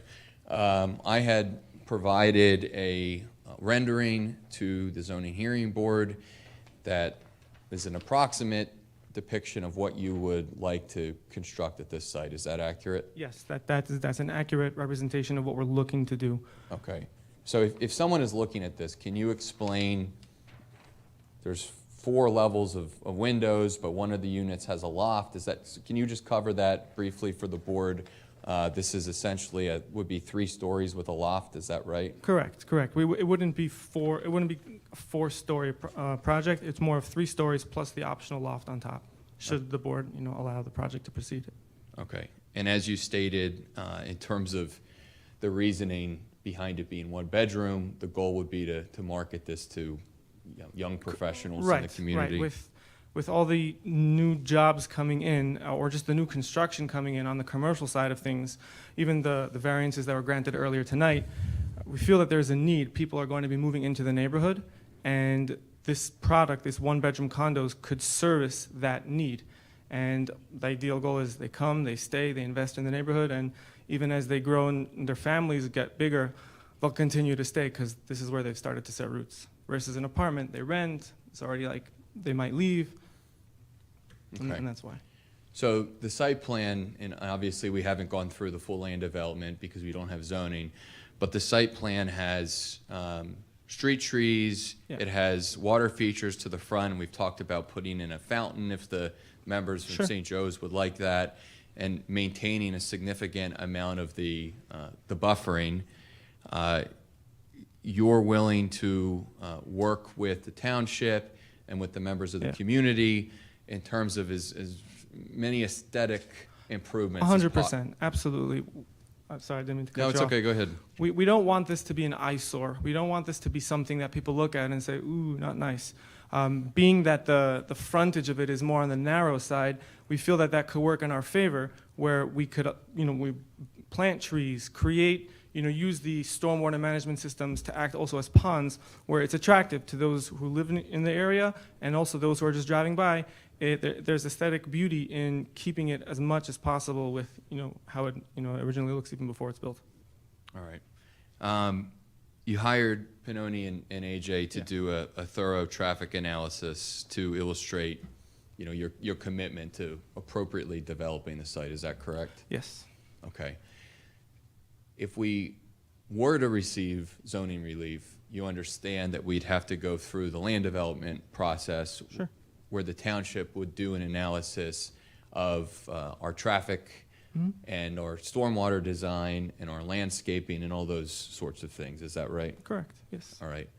And you agree that you will conform to any of the requirements that Joe Jones or Remington and Vernick or any of the township consultants have as part of that land development process to A, make sure there is no additional stormwater that will be generated as a result of the development, and B, that the traffic that will be added will be reasonable to this site. Is that true? Yes, absolutely. We're looking to work hand in hand, not to ruffle any feathers, but to be as smooth as possible. All right. You're aware that the site obviously is zoned neighborhood commercial. Right. Can you just briefly comment to the board as to your opinion regarding, the difficulty of marketing this site for a commercial use? Sure, absolutely. So I know that Vince kind of went through this earlier before. It's not a square. It's more of an irregularly shaped product where the frontage is minimal, but it's real deep in the back. So if this is going to end up getting built as a commercial product, the product that's going to be farther back is going to have zero visibility out into the street, which means it's going to be difficult, if not impossible, to lease out. The shape of it doesn't really lend itself to be a successful commercial product. And something to be built and then to be vacant and stagnant only leads to, dereliction and things that are only going to hurt the project as well as the neighborhood, which is why we don't want that, which is why we think that residential product, where you don't really necessarily need all that frontage, is a better usage of the product. All right. I'm sure there will be questions for Hanan, but at this time I have no additional questions for Hanan, and I would offer, if the board's okay with it, to provide testimony from Mr. Fioravani regarding the site characteristics. Unless you would like to inquire, and on now, that's whatever the Please. board's pleasure. Okay. Thank you. All right, good evening, Mr. Fioravani. Good evening. Can you just briefly state for the record where you're employed and what licenses you hold? We're in Southampton. We have our own firm in Southampton, Fioravani Incorporated. I am a civil engineer and a licensed land surveyor in Pennsylvania, as well as New Jersey and Maryland.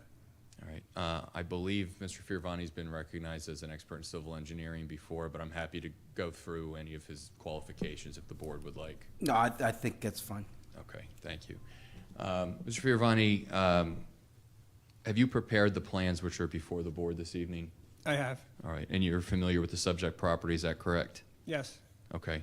Can you just do a brief overview of the site and what we're proposing, and then we're going to dig into some aspects of this? Okay, if you look at the rendered exhibit before you, it's the same exhibit that was filed. 3.09 acre site, rectangular in nature. We have 4 buildings, 41 one-bedroom condominiums, 72 parking spaces.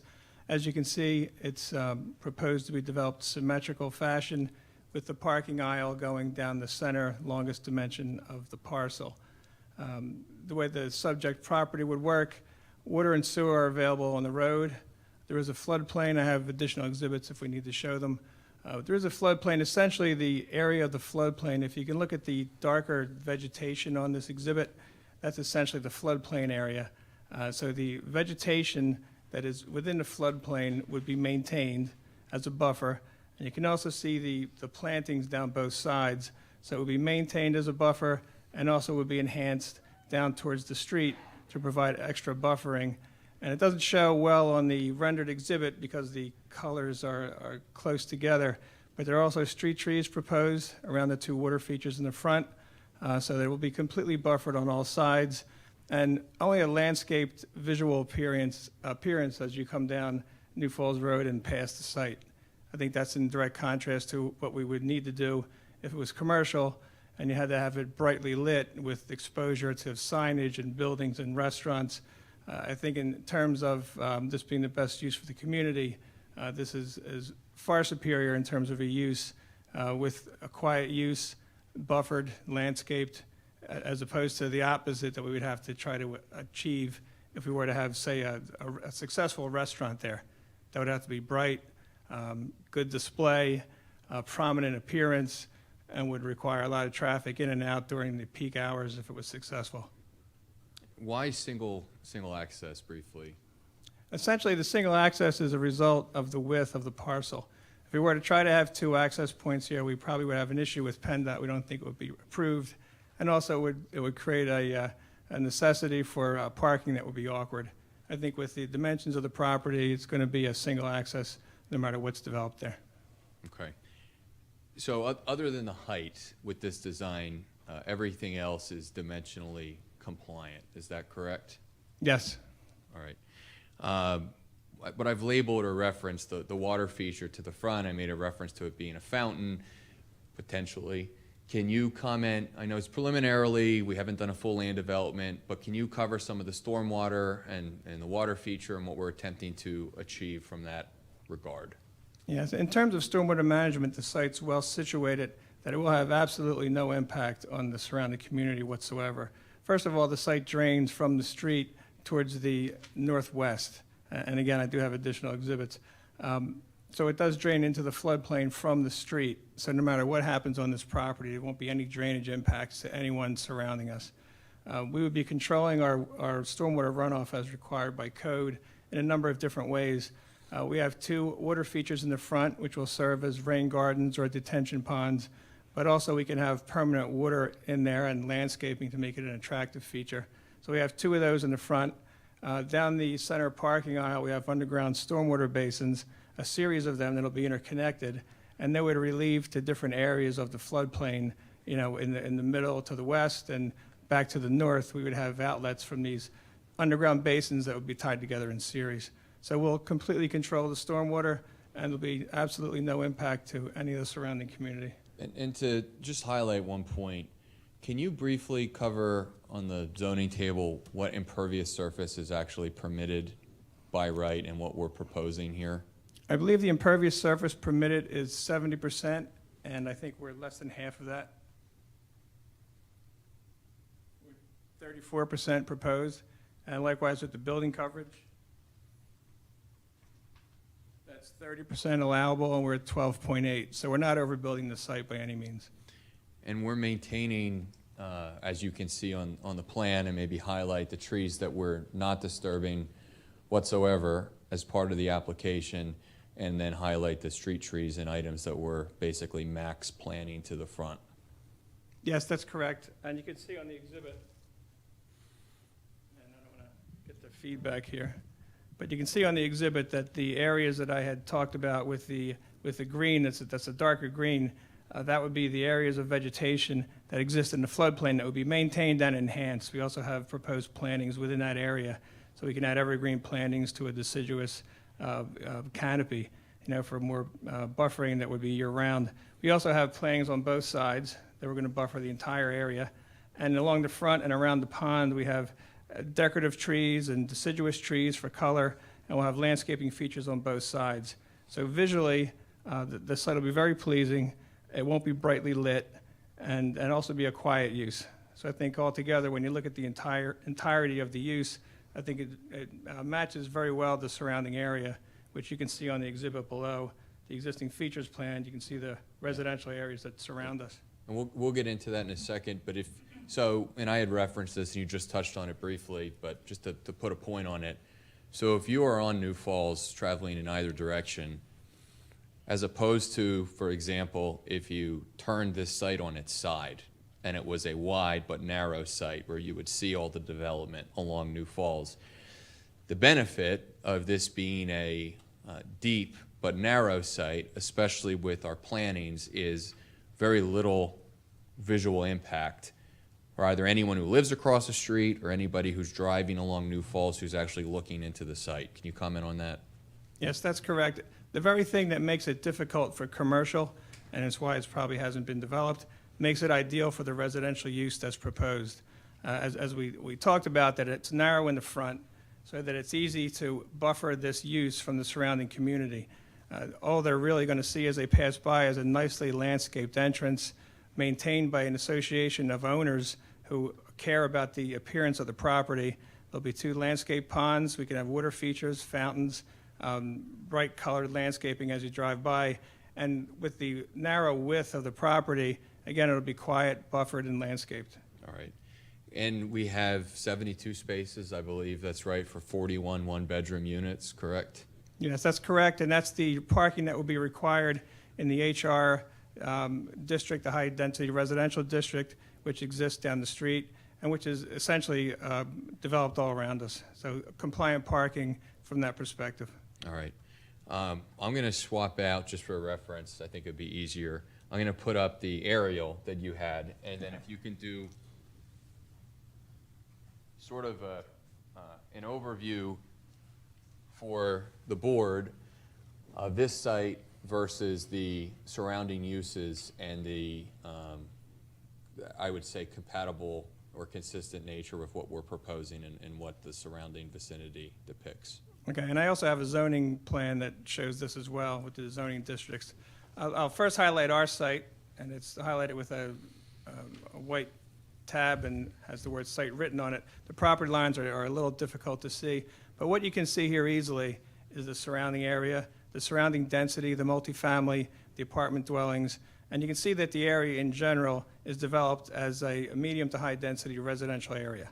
You can see our site, you can easily see St. Joe's Court across the street, you can see the Pennsbury Woods, you can see the single families which have a density to them all around, and the place in the middle where the site is, there's a couple of strips of the commercial zoning, and all the lots, and I can show you on the zoning chart, they're all dimensionally challenged by being long, narrow rectangles, where I think if they were all combined, if that centrally zoned commercial area were combined as one large parcel, then it would be more rectangular, and I think the retail shopping center type use would be more applicable.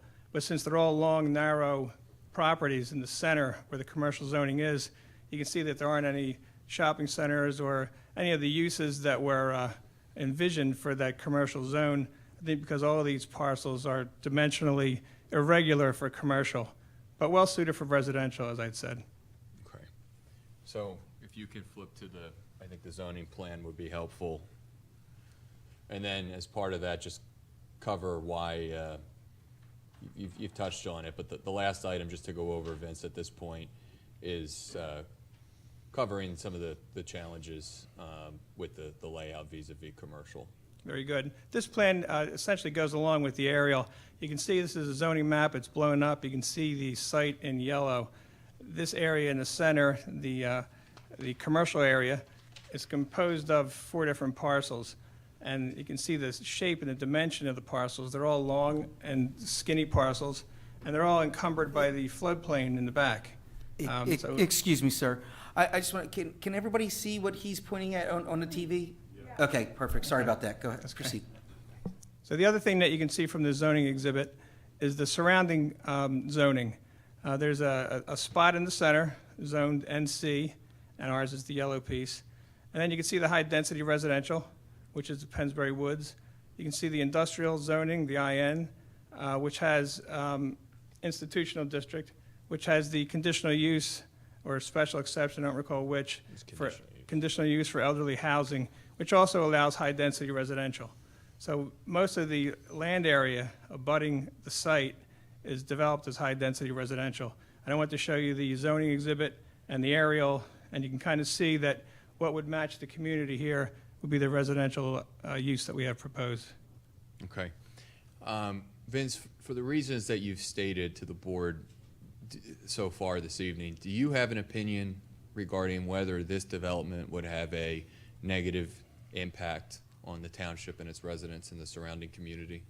It would absolutely have no negative impact, even with traffic. All right. That is all I have of Mr. Fioravani at this time. As I mentioned at the outset, I do have one additional witness, AJ from Pannoni, who's going to go over the traffic component of this development, if that's okay with the board. That would be fine. All right. Thank you, Vince.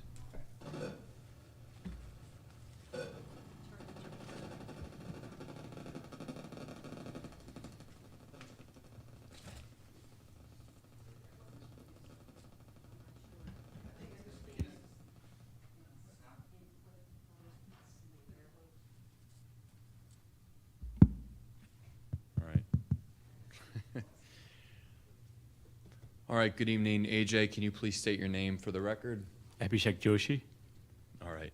And where are you employed? Pannoni Associates. Okay. And what licenses do you hold? I have a registered registered professional engineering license from Pennsylvania. All right. And you've testified as an expert before in these matters? I have. Okay. And is it in fact your seal, I believe, on the traffic impact assessment that Yes, the it board is. has? Okay, a copy of. All right. At the beginning, can you just very briefly, and we're going to dig into this, summarize what your office has prepared for the board in terms of the documents that they have? Sure. The first document that we labeled as A5 is a trip generation statement that we prepared for the site. This statement includes estimated forecast of generated trips for the proposed use for the 41 dwelling units. And we'll get in, I don't mean to cut you off, we'll get into the details of that in 1 second, but just to orient the board, the trip gen statement and then the other document, there's a separate document and that's entitled what? The other document is a transportation impact assessment. Okay.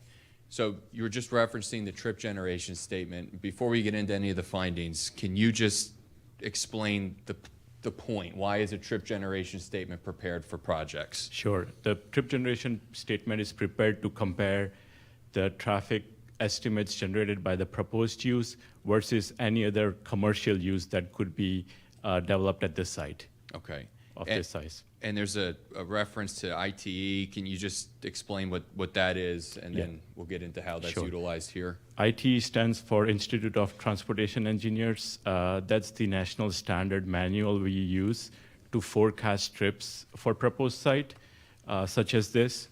We use the 11th edition of the manual to generate trips for this site. Okay, and now I will go back for me being rude and cutting you off before, and just have you summarize what the trip generation statement, which is approximately 2.5 pages, illustrates to the township. Sure. Yeah, the trip generation statement starts with estimating trips for the proposed 41 dwelling unit mid-rise multifamily housing. Based on the IT trip generation manual, this site would generate 15 trips during AM peak hour, which is 3 entering and 12 exiting. And during the PM peak hour, the site is projected to generate 16 trips, 10 enter and 6 exit during the PM peak hour. Okay, and then on page, what I'll label table 2, there is a number of other uses listed. Can you explain where those came from and why they're in this table? Sure. Our office prepared list of commercial uses that could go on this site, which is approximately 3 acres. And we list some of the examples of what could go in. And we prepared a trip generation statement for each uses. And as you can see that each one of them generates less traffic than the proposed residential development. Okay, and some of the uses, looking at this versus what we're proposing, just per the ITE in peak hours, are by a multiple, exponentially greater than what we have. Some are significantly higher, even 10 times more than the proposed use. Okay. 19130I in the township actually outlines criteria for when a traffic impact assessment would be required. Is that correct? That's correct. Okay, so in an ordinary development, let's say this was by right and we didn't need zoning relief. The trigger point for a residential development in Falls Township requiring a traffic impact study is 100 or more dwelling units. Is that correct? That's correct. Okay, so, but for, you know, this process and wanting to provide as much information to the township and the neighbors in a theoretical world, if there was no interest in this project positively or negatively, we actually wouldn't be required to provide a traffic impact study at all with this. That's correct. Okay, and in fact, we have less than 50% of the requirement. It's not until you get to 100 units where it's required, correct? That's right. All right.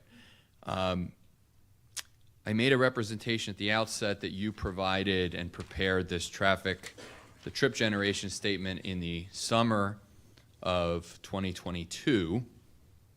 But after that, there was a dialogue, and your office proceeded with the analysis and the procurement of a transportation impact assessment. Is that correct? That's right. All right. And that was provided in October of 2022. Is that correct? Yes. All right. Before I get into any of the components of what's listed in this document, can you just explain to the board and anyone interested in this the difference between a trip generation statement and a transportation impact assessment? Sure. The trip generation statement just lists the estimates or the forecast of traffic generated by the proposed site. The transportation impact assessment looks at the capacity of existing roadway network that exists today, and then it looks at the future projections once the site is developed, what the outlook looks like. Okay. So for this development, can you briefly summarize what measurements were taken or intersections analyzed for this review? Yes. For the traffic impact assessment, we studied the intersection of New Falls Road and Tyburn Road, and the intersection of New Falls Road and Fallsington Road. Okay. Going through it and reviewing what I'm going to call the summary page, the executive summary, and the first couple of pages, we don't need to get to all of the particular measurements, but I see a note that 15 new trips will be generated during weekday AM peak and 16 during weekday PM peak, and those are defined as what hours? Those are the peak hours, AM and PM peak hours. So 7 to 9 a.m.? 7 to 9, 4 to 6. And 4 to 6. Okay, so for example, in the morning, you have, I believe, approximately 12 exiting cars leaving in 2 hours. Is that accurate? No, that's 1 hour. 12 exiting in 1 hour. All right. So can you explain to the board what that functionally means for this site? Right. So we translate the numbers into practicality. Sure. Please. Yeah. So that peak hours are the most conservative hours we studied typically for our traffic study. 12 exiting trip just means that it will be generating one vehicle every 5 minutes. Okay. How is that measured or estimated? Is that just a number that Pannoni pulls from the sky and puts into a document? Like what is the genesis of that? Yeah, the estimate comes from IT, trip generation manual. Okay. And you have a summary, what is labeled page 1 at the end, where it says New Falls Road, SR, State Road 2006, and proposed site driveway. And this is listed after the line that says, based on the results of the transportation impact assessment, the following improvements are recommended for the proposed development. There's 3 bullets. It says bullet number, I'm going to label it bullet number 1, provide adequate ingress egress radii to facilitate enter exit from the site. 2, maintain the existing 2-way left turn lane striping along New Falls Road at the site entrance due to low ingress left turn volume. And 3, provide a stop sign on the southbound egress approach. That is the summary based on your analysis of the improvements that would be required as part of this development. Is that right? That's correct. And this is on a PennDOT road, is that right? Yes. Okay. So what does that mean in terms of working with PennDOT? What does that look like as you go through the land development? Yeah, so the submission is going to go through PennDOT and Township. Both of the agencies are going to review and assess the traffic study and provide comments. Okay, so using a hypothetical, let's say we wanted to put a traffic light, just in a hypothetical world, we wanted to install a traffic light there. That actually is subject to PennDOT's approval and the analysis of the site location, the traffic, Ty Burns location, and New Falls. Is that all right? Can you just basically cover how that would go? Sure, yeah. If a traffic signal has to go there, it should go through PennDOT review. What we have to provide is what's called a traffic signal warrant analysis to prove that a traffic signal is warranted at that location. Okay, and you do not believe it is, given the analysis that you've done? No. Okay. You're aware of some of the surrounding parcels that Vince covered, is that accurate? Yes. And that includes the development from St. Joe's as well as the Pennsbury Woods apartment complex, is that right? Yes.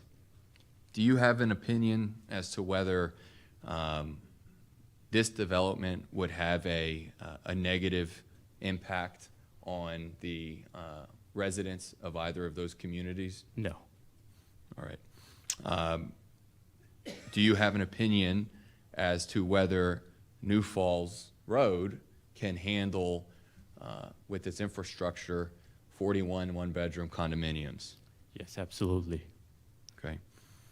In terms of the property orientation, do you believe there's adequate site distance in terms of clear sight triangles, site access? Are those items satisfied as part of the plan that is before the board this evening? Yes, it is.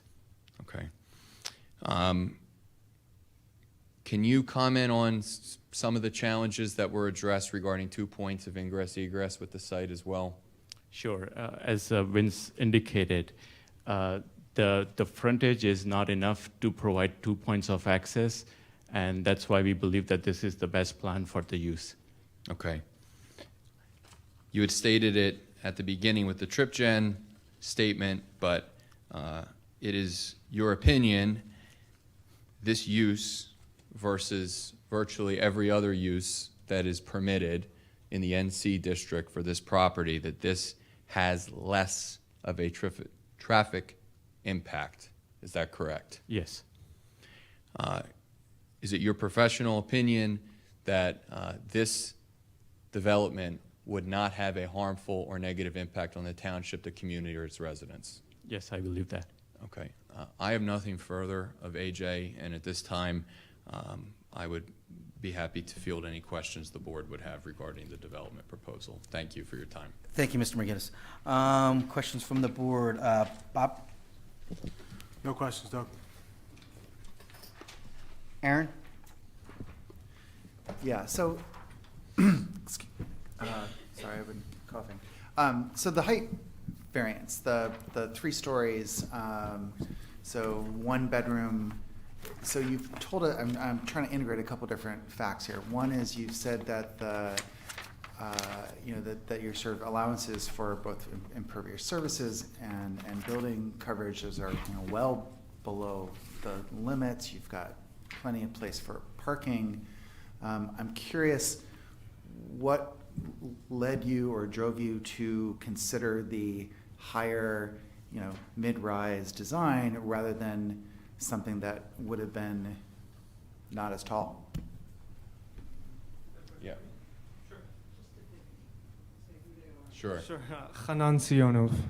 So the reason why we were thinking of this particular design, the loft functionality is not going to serve as an additional bedroom or anything of that nature. It's more of an office type of space for these young professionals.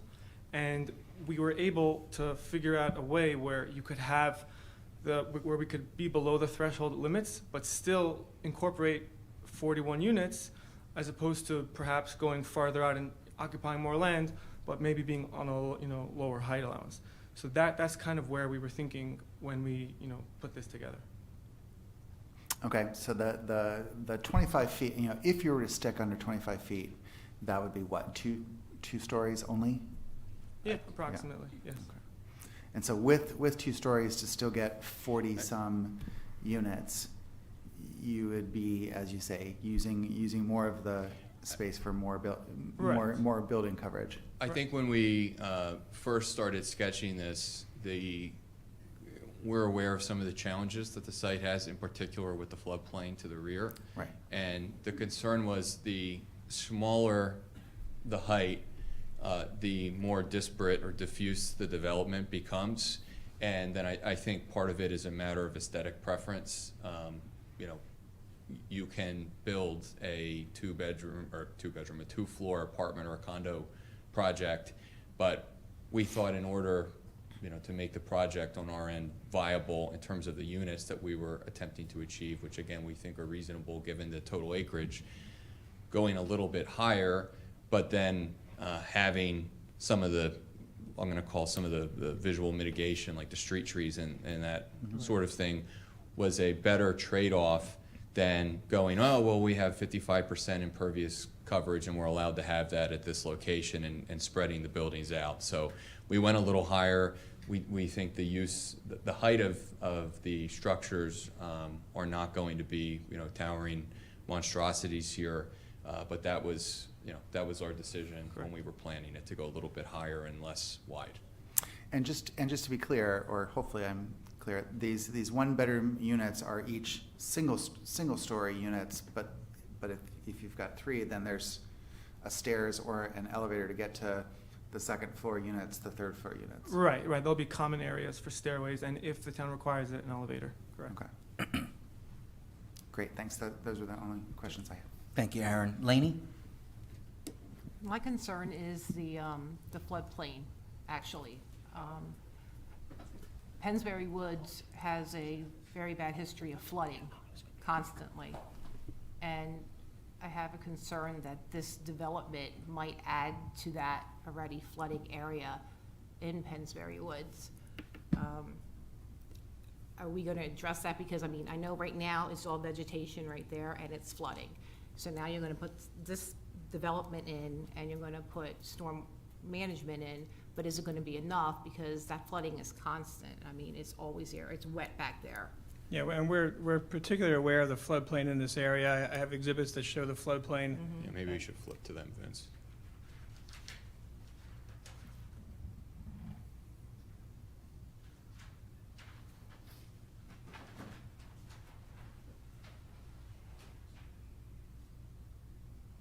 At the risk of feedback, I'll rotate the microphone. So this is an exhibit that's available from the county GIS database. And it shows our site, and I'm going to highlight it with the highlighter. And drainage arrows show the direction of drainage from the entire area. As I had mentioned before, drainage from along our site goes from New Falls Road back towards the floodplain. So none of our infrastructure or development could have any drainage impact on any of the surrounding community. We will be releasing water into the floodplain, into the stream. It's Martin's Creek. Same as anyone else would, whether there was a floodplain there or not, you're always releasing your stormwater into a receiving channel. Now, you can see here the area that's not encumbered by the floodplain, and we've also surveyed the site, and we've verified the elevation, with GPS survey equipment, so we know the exact location of the 100-year flood elevation, and it's shown on our plans, and we're staying out of it.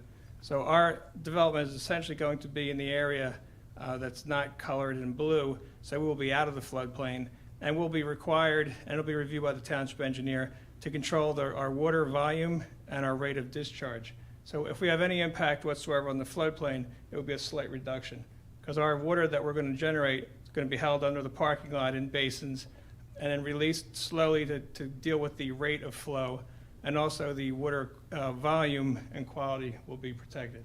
So we'll have inlet filters, there's snouts, so there's measures that you can take to protect and filter water from a parking lot before you discharge it into a floodplain. So we'll have that all built into it as well, and the township engineer will review everything that we do. Is Pennsbury Woods, and I didn't realize this till looking at it, is some of the structures actually in the floodplain there, or is that a carve out for the one No, building? actually, yeah, if you look at It's Pennsbury interest- Woods, the floodplain does come up and around the buildings. So I can see from this exhibit by itself that they flood, and that there's an issue there, when they have the big storms. And there are a lot of neighborhoods, when you look at floodplains, that are established after, neighborhoods are planned and they might be older. Then floodplain elevations are established, and you can see some whole entire neighborhoods are in floodplain. And when you do have a big storm, they do flood. So you can see the floodplain does come up into the Pennsbury Woods. But in our case, we're staying out of it, and we're going to be higher than it, and we're going to control our water before we release it back in, as we're required to by code. So it'll be very scrutinized by the township and the state, so we won't have any negative impacts on it. Okay, and then my second question is, with the traffic study that was done, you're saying that, 3 cars are gonna enter, 12 are gonna exit, and that's in the AM peak, but there's 41 units. Now, you're telling me that these are gonna be professionals that are working in the district. They're all not leaving in the morning and going into 8 to 5, they're coming in the morning and going. I mean, there's 41 units, and you're telling me there's only 12 people leaving. Yeah, so that's based on the IT trip generation estimates, that based on 41 units, they have a certain percent assigned for the exact peak hour. So there might be people leaving before or after the peak hour, but the one we studied is the exact peak. Okay, and when you say peak hour, what hour was that for you? Right, so the time period we study is 7 to 9, Okay. but the peak hour could be anywhere in between. So it could be a 7:15 to an 8:15, just depending on the traffic on New Falls Road. Because a lot of the school people go before 7 o'clock. So Right. your peak hour is a little bit higher than what the school people are traveling that road. Right. So based on our counts, and I can actually pull real quick what the exact time is. Because we collected counts from 7 to 9, and we count by 15-minute interval. Okay. Yeah, so the peak hour is 7 to 8, based on our traffic counts. So you did 7 to 8, that's what you basically, We collected from 7 to 9, but the highest hour Was 7 to 8? was 7 to 8. Okay. And on the left-hand side of your parcel, there is a house there. A little further down, but there's a house that's kind of on the edge of your parcel. Back there. That's a neighboring property. Yes. Have they been contacted? Have you talked to them about putting this facility there? I don't know specifically. Hi, how are you? So I can speak to that. Yeah, go ahead. Yeah, when we initially purchased the property, Mhm. we knocked on her door, we introduced ourselves, and we were saying, that we have plans with what we want to do with the property. We didn't really meet or discuss again after that, but it was a cordial conversation, and that was the one time. It was more of a meet and greet, and we told her that we were intending to do, in all likelihood, residential. She had mentioned that if we could please preserve as much as we can of the natural, land as possible. So, we really do want to do that, which is why we opted to go a little higher, to keep as much, and then to add trees where needed to preserve that natural aesthetic, even though we are going to be building something there. So, yeah, it was a one-time meet, but yeah, we did speak.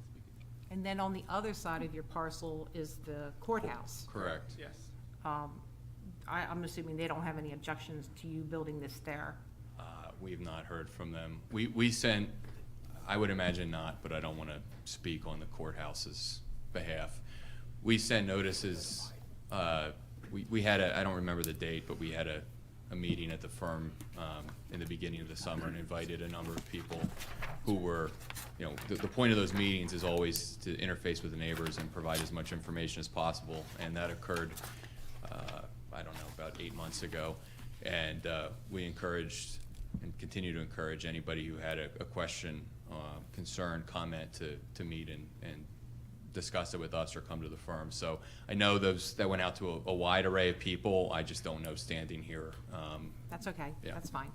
And my last question is, I know it's gonna be an in and out egress. We don't have like specific entrance and exits, right? So it's gonna be one going in and out. I know on here you said something about maybe a stop sign or something like that. Right.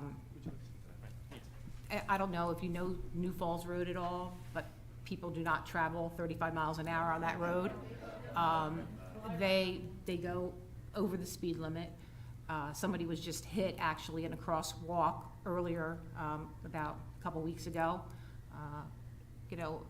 That is a problem on New Falls Road. So you're gonna put a stop sign, or you're gonna have somebody trying to exit out of that. And it's not a really great place to exit anyway, because you have Falls Tullytown Road right there, and then you have Tyburn within a very short period of itself. And I just think that might be a problem, actually, because of the problem we already have on New Falls Road, of the people not obeying the speed limit. So, I don't think a stop sign is really gonna mean anything to anybody. Coming out of there, I mean, you might be trying to come out of there, but that person coming around that corner is not gonna see you really well, and they're gonna come in, they're gonna hit you.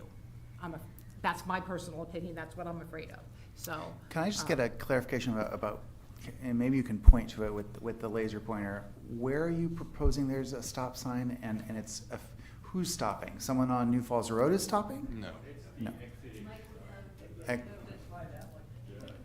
It's the exiting traffic coming out of the property. Got it. And so all the other properties on New Falls Road that would also have that same problem, how do they solve it? Do they have a stop sign? Correct, that they all have stop Okay. signs. So any and every property on New Falls Road has this problem? It has the problem? Correct, and And they've all used a stop sign to try to address it? And part of the land development process, we have to establish what's called the side triangles for looking left and looking right. Right. And we'll be doing that as part of the Yep. process. And what the next adjacent intersection is and merges Right. and, yeah. And unfortunately, anything that is developed, there's no other points of access on this property. So anything that's developed is going to exit out onto New Falls, whether it's this development or any development that's permitted in the neighborhood commercial district. That's all I had, thank you. Okay, let the record reflect, it looks like we have the the property owner from, on the house that's to the bottom left, in-house, yeah. Right, I just want to put that on record that you're here for previous comments, thank you. Bill? Yes, to go on the issue of the stop sign, I agree that it's not gonna mean anything to anybody. And bringing up like stop signs at the other, owners and properties going down the street. But this is right on top of Tully John Folsington Road and the, Tyburn Road. If anybody knows this area, that is a nightmare there. And I agree with Rami that that is just horrible there. And I think we're just inviting trouble. Another issue I had was that the flooding of the apartments, I really feel it's going to get worse. I mean, I lived here since 1975, and it's been horrible there. It's been horrible. And then with St. Joe's across the street being built up higher, it used to flood the whole back lot of St. Joe's. Now all that water goes forward to the apartment complex, and you're dumping into the going to be worse there. And another thing is, one of the things when you come to zoning here, you have to have a hardship. I haven't heard really the hardship of that property from anybody that testifies. We can summarize it again. I think we covered a number of reasons why we believe there's a hardship on this property.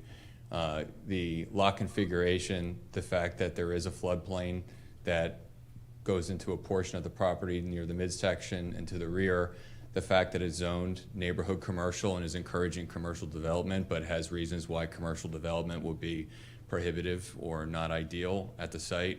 You know, there's a number of reasons why this property is not adept for development in the manner that the zoning ordinance would permit by right, in my opinion. Right, that's the belief, but that hasn't. Oh, I'm not saying you have to agree with it, just that that's, I think those are clear. You know, one of the requirements, the MPC outlines 5 requirements, and that there's unique physical characteristics of this site that would prohibit reasonable development in accordance with the zoning ordinance. And I would suggest that we had a lot of testimony as to why we believe reasonable development in accordance with the zoning ordinance is not appropriate or ideal on this property. Well, my major concern is the flooding and the traffic at that end of New Falls Road. It's just horrendous there. I mean, I think your hours of 7 o'clock to start a study is a bit off. I mean, I leave for work 5:30 and you know, there's traffic all over the place. So that's all I have. The PM peak hours were also studied, so it was also 4 to 6 in the PM and 7 to 9 in the morning. And I think AJ's comments was the 7 to 8, based upon the observations at the site, ended up being the most highly trafficked hours. But the PM peak was also analyzed as part of the development. Can we go back to your exhibit where you have the different zones? Sure. Thank you. So right next to the NC zone is OSP, open space. Yes. And I guess what I'm hearing a lot of is, gee, wouldn't it be nice if we could just keep this as open space? Because if it was open space, then it would do what it would do. We wouldn't have any more traffic going in. We wouldn't have any buildings, and we would have all the trees, and the flooding would be what it would, or you know, what's done is done.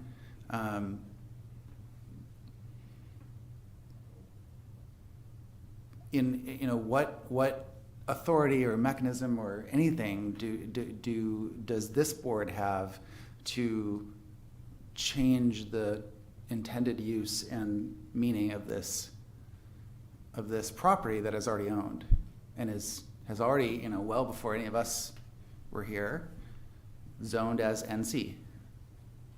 I guess the question I have to you.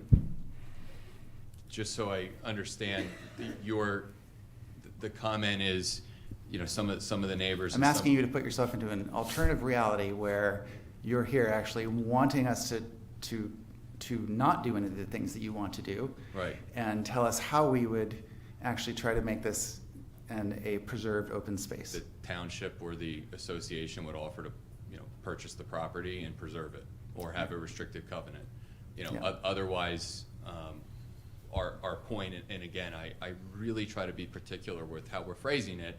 You know, my client owns the land, he's the property owner in America, and he has rights to develop the property in accordance with the ordinance. Now, we're here because we aren't developing it in accordance with the ordinance. My argument is there are reasons why we're not developing it in accordance with the ordinance, and we think this development is better than strictly following the zoning ordinance.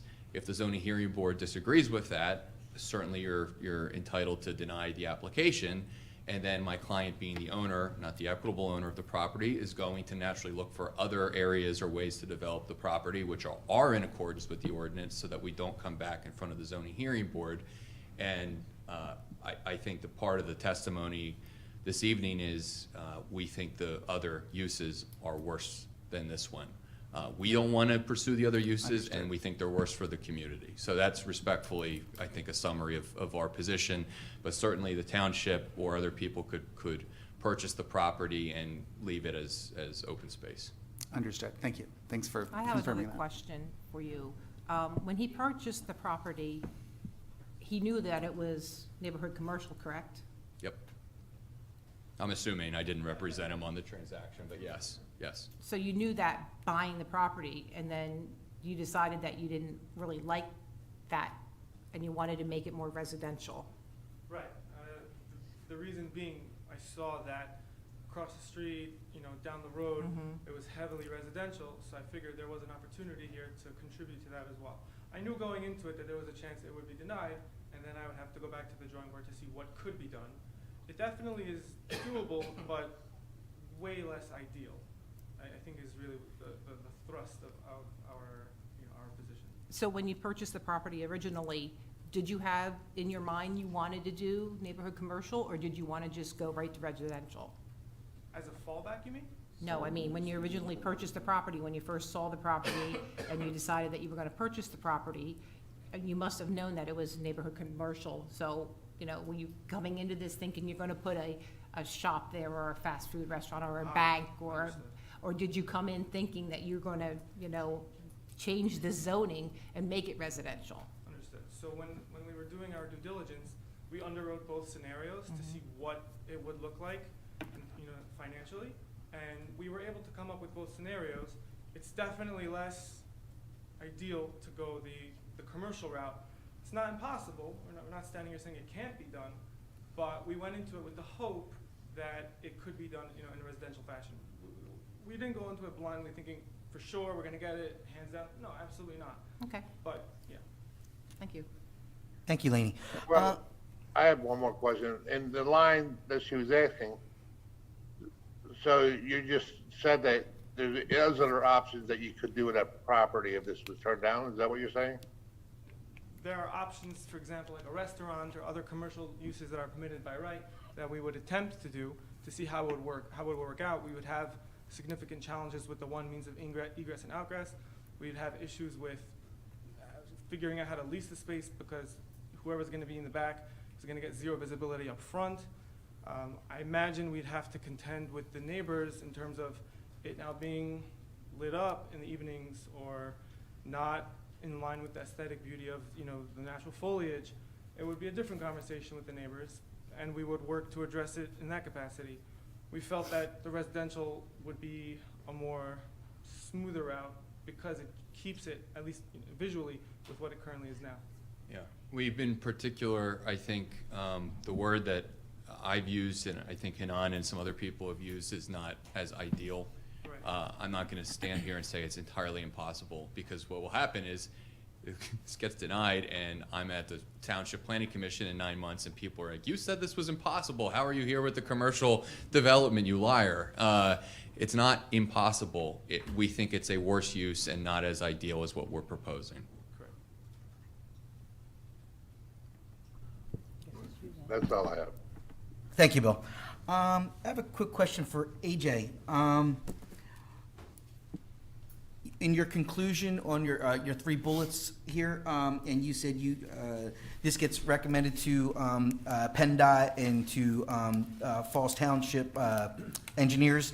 How much of an influence do you have?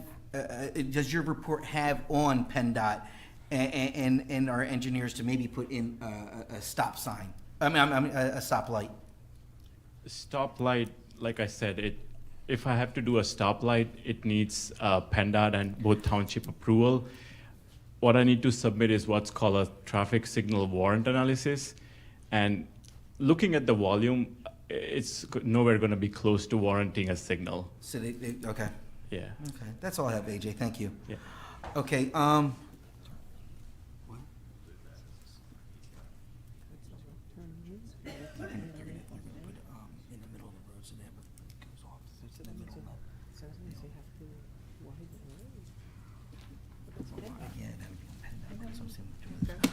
Okay, is that all from the board? Anything else? Okay, I see that we're gonna have a lot of public comment tonight. I want, before we get to that, I wanna have my solicitor, explain, 2 different ways we can go about how you wanna, express or ask any questions or whatever, and I'm gonna pull it on over to him right now, and then, we'll go from there. Sure. And if anyone wants to recess for the public to look at the exhibits for 5 minutes before they comment, we're certainly fine with that. Yeah, as and we can absolutely do that as they want to come up or however they want to do it. Okay. Mr. Chairman, thank you.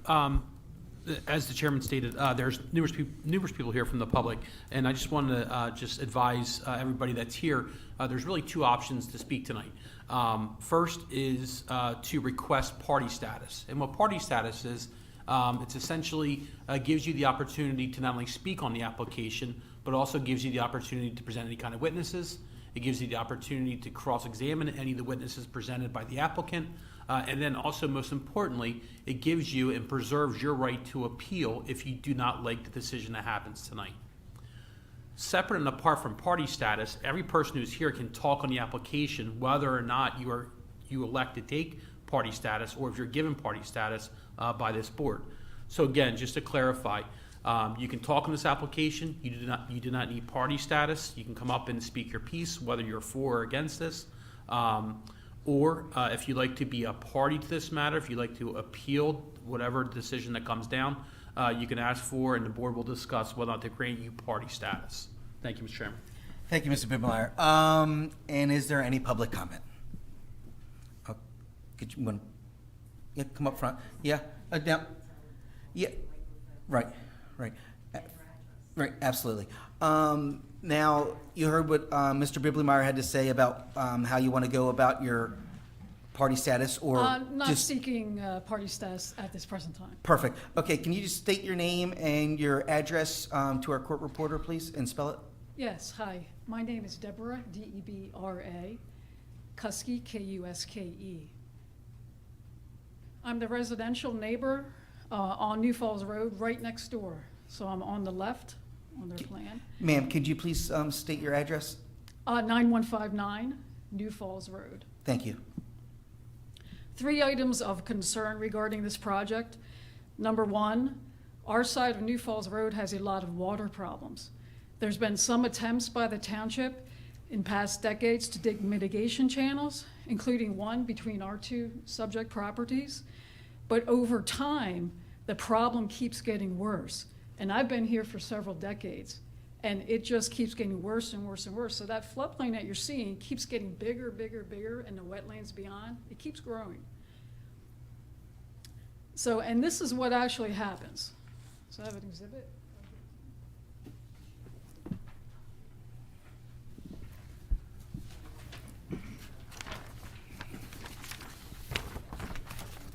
And just for clarity, and so the record is clear, could you spell your last name again? I'm sorry. Sure, it's K-U-S as in Sam, K-E. Okay. And it's Deborah, D-E-B-R-A. That's a little And unique. is it Kuske? Kuske, yeah. All right, Ms. Kuske, we're going to mark this as Kuske 1 for the record, so it's clear. Thank you.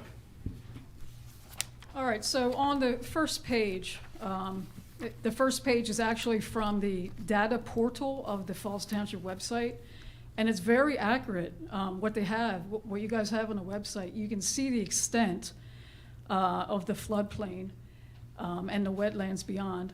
And the second page is a picture from my backyard. And the subject property is just to the right of that photo. And so you can see the before and after the heavy rains, the issue. It's always going on with the heavy rains. It's always wet. Worse and worse every decade, every year. So continuing, the neighboring apartments, the Pensbury Woods, on our side of New Falls also have had flooding issues, which you did allude to. Many of the proposed units for this subject property, if built, might as well. And again, the issue over time, it keeps getting worse. So any mitigation engineering-wise we try to do now might not, 10 years down the road, be sufficient enough.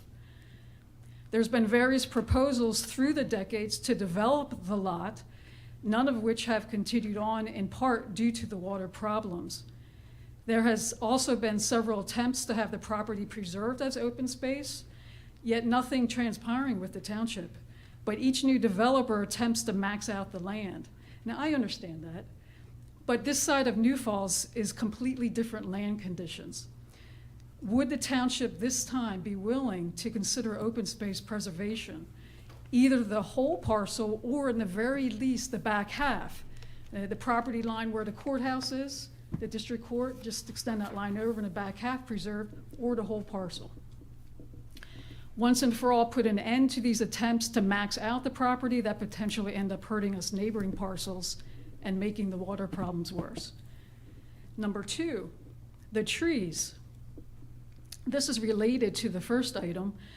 Trees have a tremendous capacity to retain water, but this proposal seeks to clear most of the entire lot. This would go against the Falls Township Code Natural Resource Protection Section 191-52.1.B.4, B.1, and .2 limitations for clearing woodlands, 20% and 50% limitations. The property meets the conditions for both, and so really only the first 20% of the parcel should be cleared and allowed to be built upon. This would help mitigate further water problems and would be in keeping with other NC zone neighborhood commercial buildings along New Falls Road placed near the street line. And if residential use, also limited to something simple along the front of the property, perhaps 7 or 8 townhouses or condos in a row with a parking collector lane in front parallel to New Falls, with the fronts of the units all facing New Falls. I would work with them on that. It could be something nice. It's something simple along the front. And perhaps the rest could be worked out with the township to be open space preserved and the majority of the woodland left intact. Lastly, number 3, the height. The proposed structures are too tall and not in character with the surrounding 2-story neighborhood context. This proposal is better suited along the Business Route 1 corridor. You guys have started a nice trend with the 3+ story residential structures, right? There's one right next door, I think, right over there. And they're nice, they're 3+ story, but it fits the 4-lane highway. Perhaps this developer would consider various properties up for sale along that 4-lane highway for their proposal. And for this property, could the board limit the height to 2-story, 30-foot max, which is what was approved for the St. Joseph Court development across the street? I think it's okay to give them the extra 5-foot increase beyond the 25-foot height limit, because it is difficult to make a nice slope on a residential roof on a 2-story structure with only 25 feet. And the St. Joseph Court property did a nice job with the flats at the rear of the property that actually have a loft level for the 2nd floor unit tucked under the slope pitch of the roof, but it is still 2-story, 30-foot max height. This also is what all the surrounding NCR zoned residential neighborhoods are limited to, and if that can be maintained with this proposal, the essential character of neighborhood zoning would be maintained. 2-story, max 30-foot height. Thank you for your consideration and your time.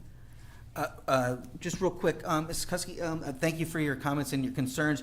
We just want to let you know about, we don't have the authority to make that an open space.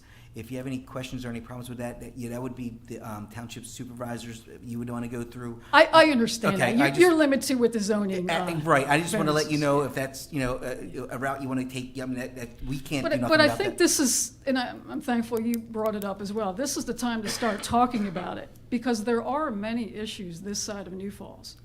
And maybe the township can have a more broader conversation with other departments regarding this.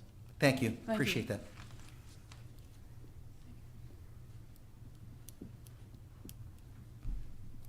Mr. McGinnis, would you like to comment on that, or? I was wondering whether we're gonna, I know there's a number of people who are gonna have comments. I'm imagining some of the comments are Is gonna. that how, I mean, Yeah, that's it's fine up with to the me. board.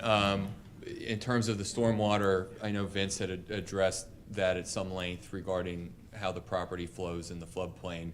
I don't agree with the tree comment. I think you can see on the plan, we are retaining a good amount of the trees on the site.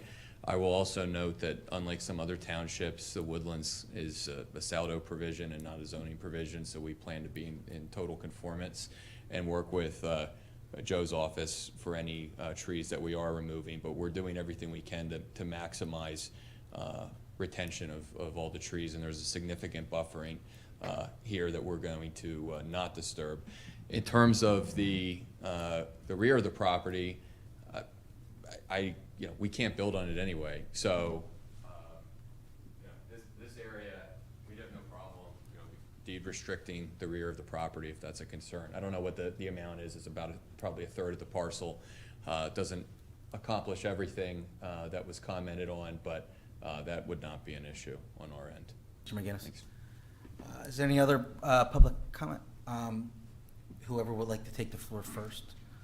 And like we stated before, sir, do you just want to comment, or would you like to make part of the Just steps? a comment. Okay, go.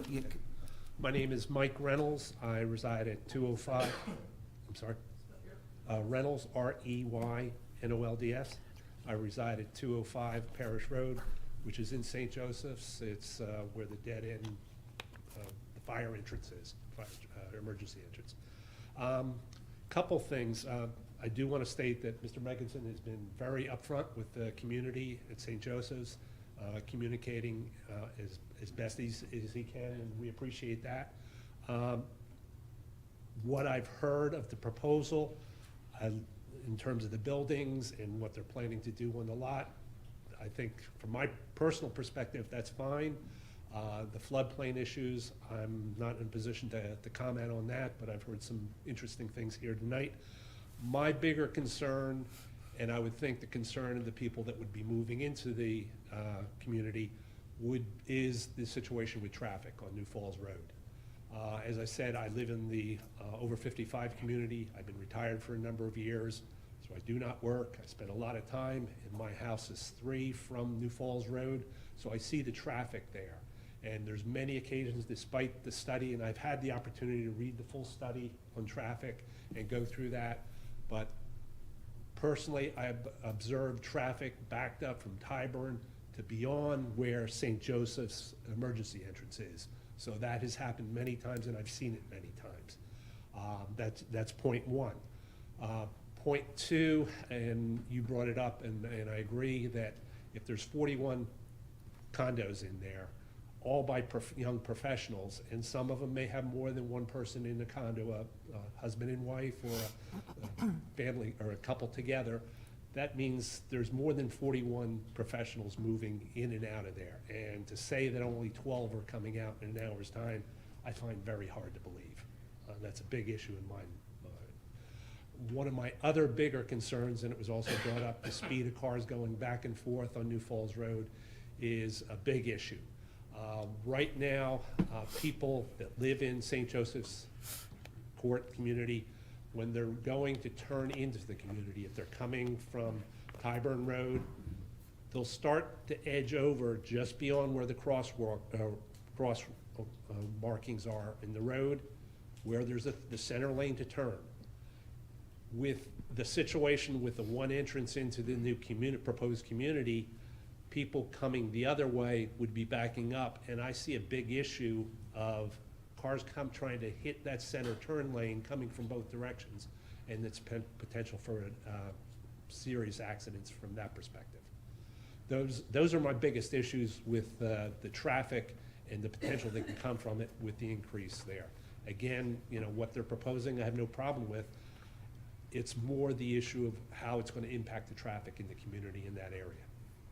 And that's all I have to say at this time. I'm sure my fellow homeowners will have other things to say. Thank you. Thank you, Mr. Reynolds. Thank you. Is there any more? Oh, I'm sorry. I'm sorry. Brief, Yep. because Yep. I wasn't clear about one component of this, and I confirm. All right, I confirm with Hanan. Part of the testimony we had talked about whether certain traffic improvements would be warranted. That does not mean we're not willing to do them if PennDOT were to say that they are warranted. So, for example, if there was a deceleration right turn only lane that PennDOT said, hey, we would like this into the site, fine, we're happy to do that.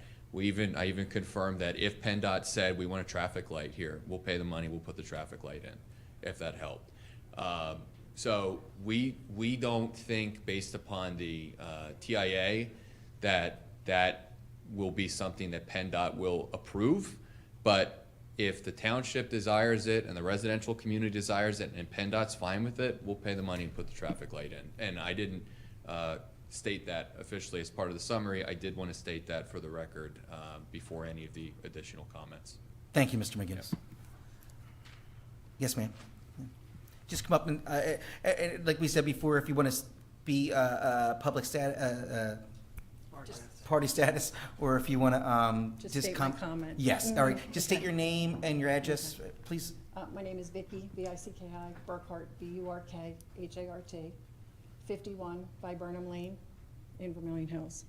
I have a couple things. Traffic, I do concur with Mr. Reynolds, exactly everything he said. The second thing I have, if you're building properties that are going to have a loft, they're turning that into a bedroom. It's not going to be, it's not going to be their work space. So what are we going to do then? Because then you're going to have kids that are going into the schools.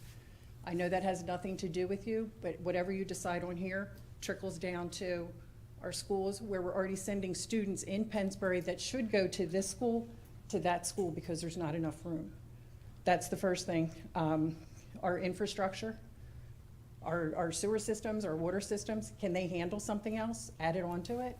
And another thing too, back in December, we all got an email that said, please conserve your electricity on December 22nd because it was so cold outside. We're adding more to the power grid. What's going to happen then if we do add more homes to this? So that's and also having a traffic light, you don't live there, I do. To have a traffic light added in our neighborhood is just going to cause chaos in that little quadrant right there. So that's all I have to say, and I thank you. Thank you, ma'am. Just as a clarification, we're just offering. If the community wants a traffic light and PennDOT approves it, great. If not, that's fine. We're just trying to work with the neighbors. The other comment is, again, that I confirmed, we looked at the loft as a feature because of who we're planning on marketing this to. If the difference between the community being comfortable with this and the township being comfortable with this is eliminating the loft, we'll eliminate the loft. Thank you, Mr. McGinnis. Any more public comment? Step on up, sir. And like we said before, if you want to comment or if you want to be party status. Would you mind explaining the party status again? Sure, we'll have our solicitor do that for you. Sure. So, as I stated earlier, the party status is, it grants you the opportunity to present witnesses. It gives you the opportunity to cross-examine any of the witnesses that were presented tonight. And then also, most importantly, it preserves your right to appeal the decision tonight. So if you don't like what this board decides, you have the right, once you receive party status, to appeal that decision. Okay, I'd like to apply for party status. Okay, I need you then, I can do it when you are done, but I'm gonna need you just to fill out your name, your address, and sign something for me. Sure. Thank you. And before we do that though, the board has to determine some things. So first of all, could you state on the record how you're aggrieved by this application? How you're aggrieved, how you're affected? I live at St. Joseph's Court. Okay, I'm sorry. I'm sorry. I thought he gave his name right. So we're kind of jumping the gun a little bit. It's Jim Gambino. It's spelled Gambino. Okay, so you stated that you live, and it sounds like across the street from this proposed? That's correct. Okay. Living across the street doesn't make you aggrieved. It doesn't affect you. So you have to state, give reasons on the record why that this could affect you or that you're aggrieved. I believe that the park or the status of driving on New Falls Road from St. Joseph's Court is hazardous, and that this would make it worse. And are you within a quarter mile of this application? Yes. Okay. And did you receive notice of tonight's meeting? Were you one of the parties that received a letter? No, I was not. Okay. We can just go off the record for a second.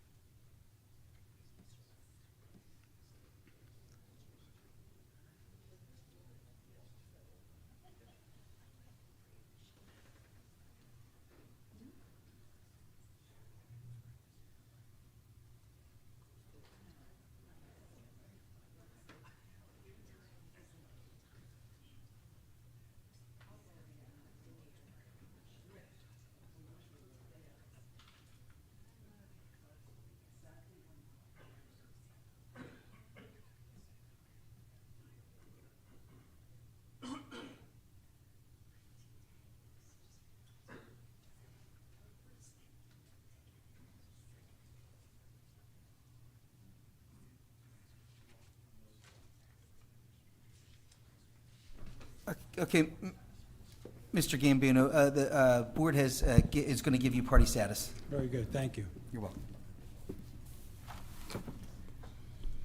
So you're free. Set, okay. I have no witnesses or anything to present or any questions, really.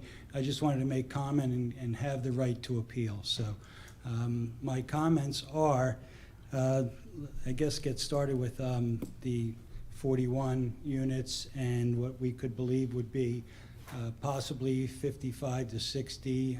We're just guessing how many people may be using that road in one day and that are opposing traffic from me when I come out of that unit where they're making a left-hand turn and I'm trying to make a right-hand turn onto New Falls Road. And I have a turning lane and there's a turning lane this way. It just looks like it's just a lot of congestion there. And they're commenting on that the commercial use of this would cause more cars, and it may, but I don't think it would be during rush hour. I think it would be spread out through the day. So having 1 or 2 cars coming in and out, or 5 cars an hour or whatever it might be, would be spread out during the day on a commercial use. For someone to think that as a resident of St. Joseph's Court that we wouldn't welcome a drugstore or a restaurant or something to that nature, I don't understand why we wouldn't want that. Being a resident of St. Joseph's Court, we can't walk anywhere right now to get to anything, and I think I would like to have a drugstore or a brewery, as we talked before, just about anything. So, to say that we wouldn't want a commercial unit, I don't understand that. So I think we would all welcome something.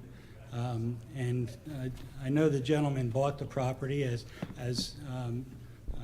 I'm sorry, I can't see your name, my glasses. But Lane. As you pointed out,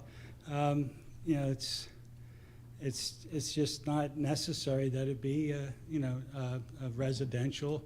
I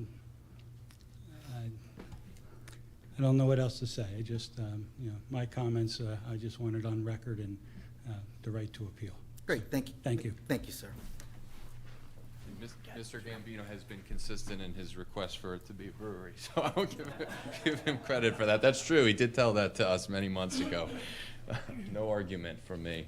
The only thing that I would highlight, and I'm certainly not saying that everybody, I think he actually commented at the firm that he would rather a commercial use than a residential use, so that's not a surprise to hear that affirmed.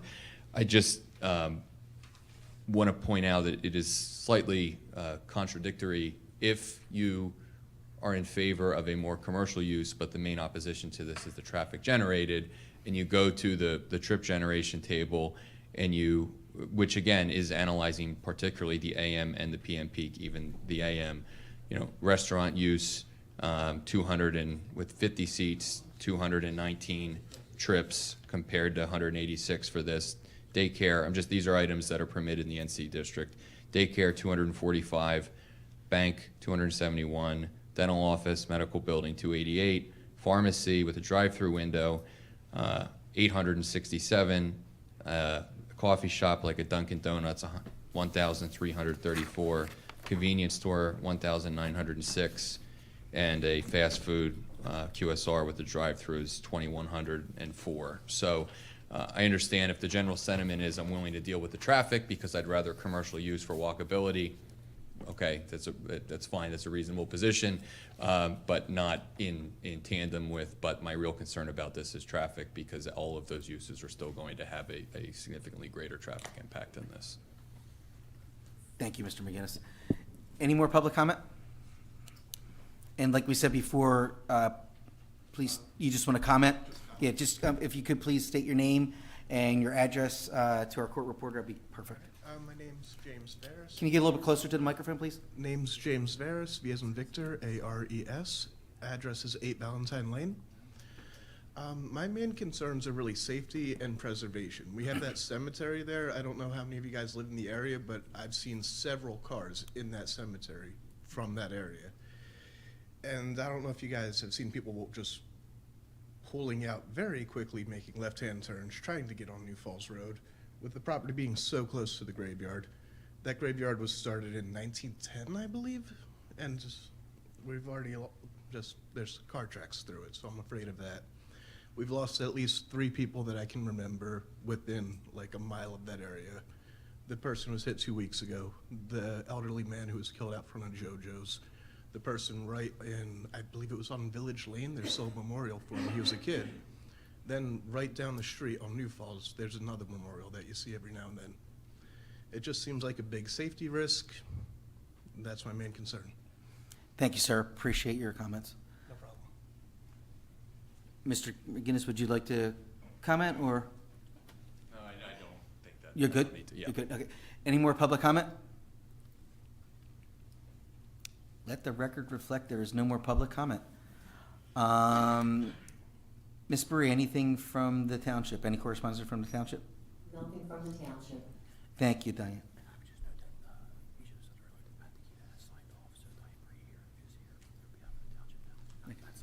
Okay. And just to clarify, Mr. Takita had to sign off a little earlier, so if there's anything that needs to go through the township, Ms. Bree is here to answer any questions from there. But since there is no more comment, I guess we're ready for somebody to make a motion. I'll make a motion. Hold on a second. If my computer will work. Excuse me, Bill. I'm sorry. Mr. McGinnis, do you have anything else before we put this in motion? I'm sorry. No, just very briefly. A lot of the individuals who are here we met with, they have a number of projects, different places with objectors and people who are concerned, and almost to a man and woman, the people who are here have been very nice, very good to deal with, very considerate, which I think is reflected in a lot of the comments. We're not trying to negatively impact the community. Our office did the development, the St. Joe's development, a handful of years ago, ironically. the site has challenges, which we've addressed, and I wasn't here expecting that everybody who commented was going to be wildly enthusiastic about the project. But what I can say, with total sincerity, and I sincerely appreciate Mr. Reynolds' comments, if we do get approved, I do enough work in the township. I'm not going to disappear. Anyone who has problems with this, I don't care, even if you're against the project, I will sit down with you, we will go over this, we will include you in every single step of this. Between now and final development approval, we will work with the community in terms of improvements on New Falls, we will work with the community in terms of aesthetic site improvements, in terms of stormwater management. We'll work with them in terms of what trees they want to put in. Do they want an above ground basin with a water feature or not? All these sorts of things. Again, anybody here, even if they're against it, we will make sure we will do everything possible to accommodate them. And I truly, honestly believe that a development of this nature, and again, we're fine removing the loft, which I think is another concession we'd be willing to make, is an improvement over a lot of the other uses that we could look at here. So I appreciate the board's indulgence, the neighbors' consideration. This has been a long time in process, and this is a project that we stand behind and we believe is a better use than really anything else we could propose here. So that's all. Thank you.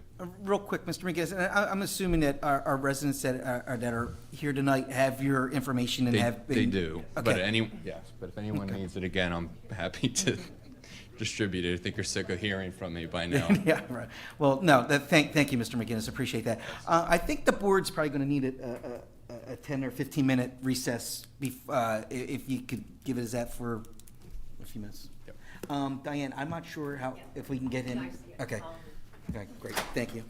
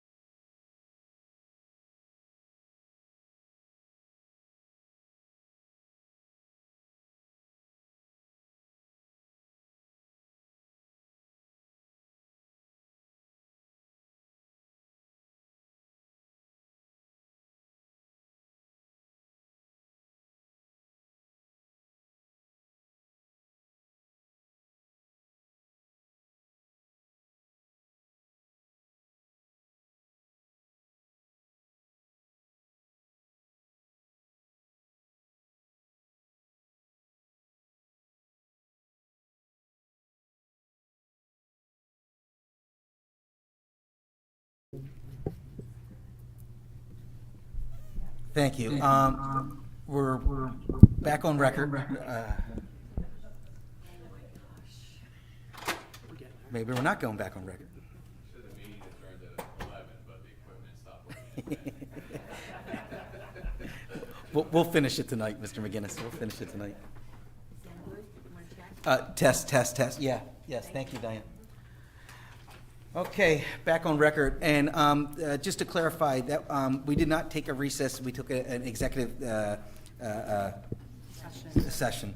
And Mr. Chairman, if I can just state, the discussions in the executive session should be stated on record. The board took the executive session. They discussed hardships, the wall surrounding hardships, and also the application in general. Thanks.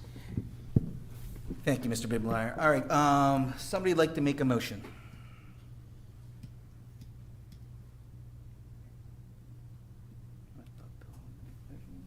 I thought Bill had started making a motion before. He changed his mind. You change. Okay. Well, I will make a motion to approve. I move that the application of Oak Village at New Falls Road, LLC, requesting the following variances from the following sections of the Falls Township zoning ordinance, be granted to construct a multifamily residential condominium development with parking. A use variance to allow a multifamily dwelling within a neighborhood commercial district pursuant to section 209-22.b, and a dimensional variance to permit a building and/or structure height in excess of 25 feet, which is the maximum permitted in the neighborhood commercial district pursuant to section 209-22.d, at 9175 New Falls Road, Levittown, PA 19054, as depicted on the plans and in accordance with the testimony presented to the zoning hearing board. Would someone like to second that? I'll second it. Laney, please pull the board. Bob? Yes. Aaron? Yes. Bill? No. I'm a no. And Doug? Yes.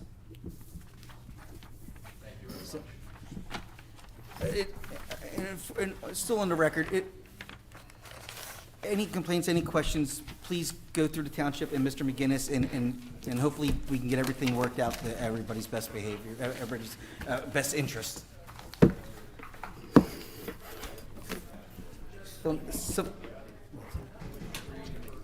Yep. Motion to adjourn? I make a motion to adjourn the meeting, please? Yeah. Yeah, someone like to second that? Second. All in favor? Aye. Aye.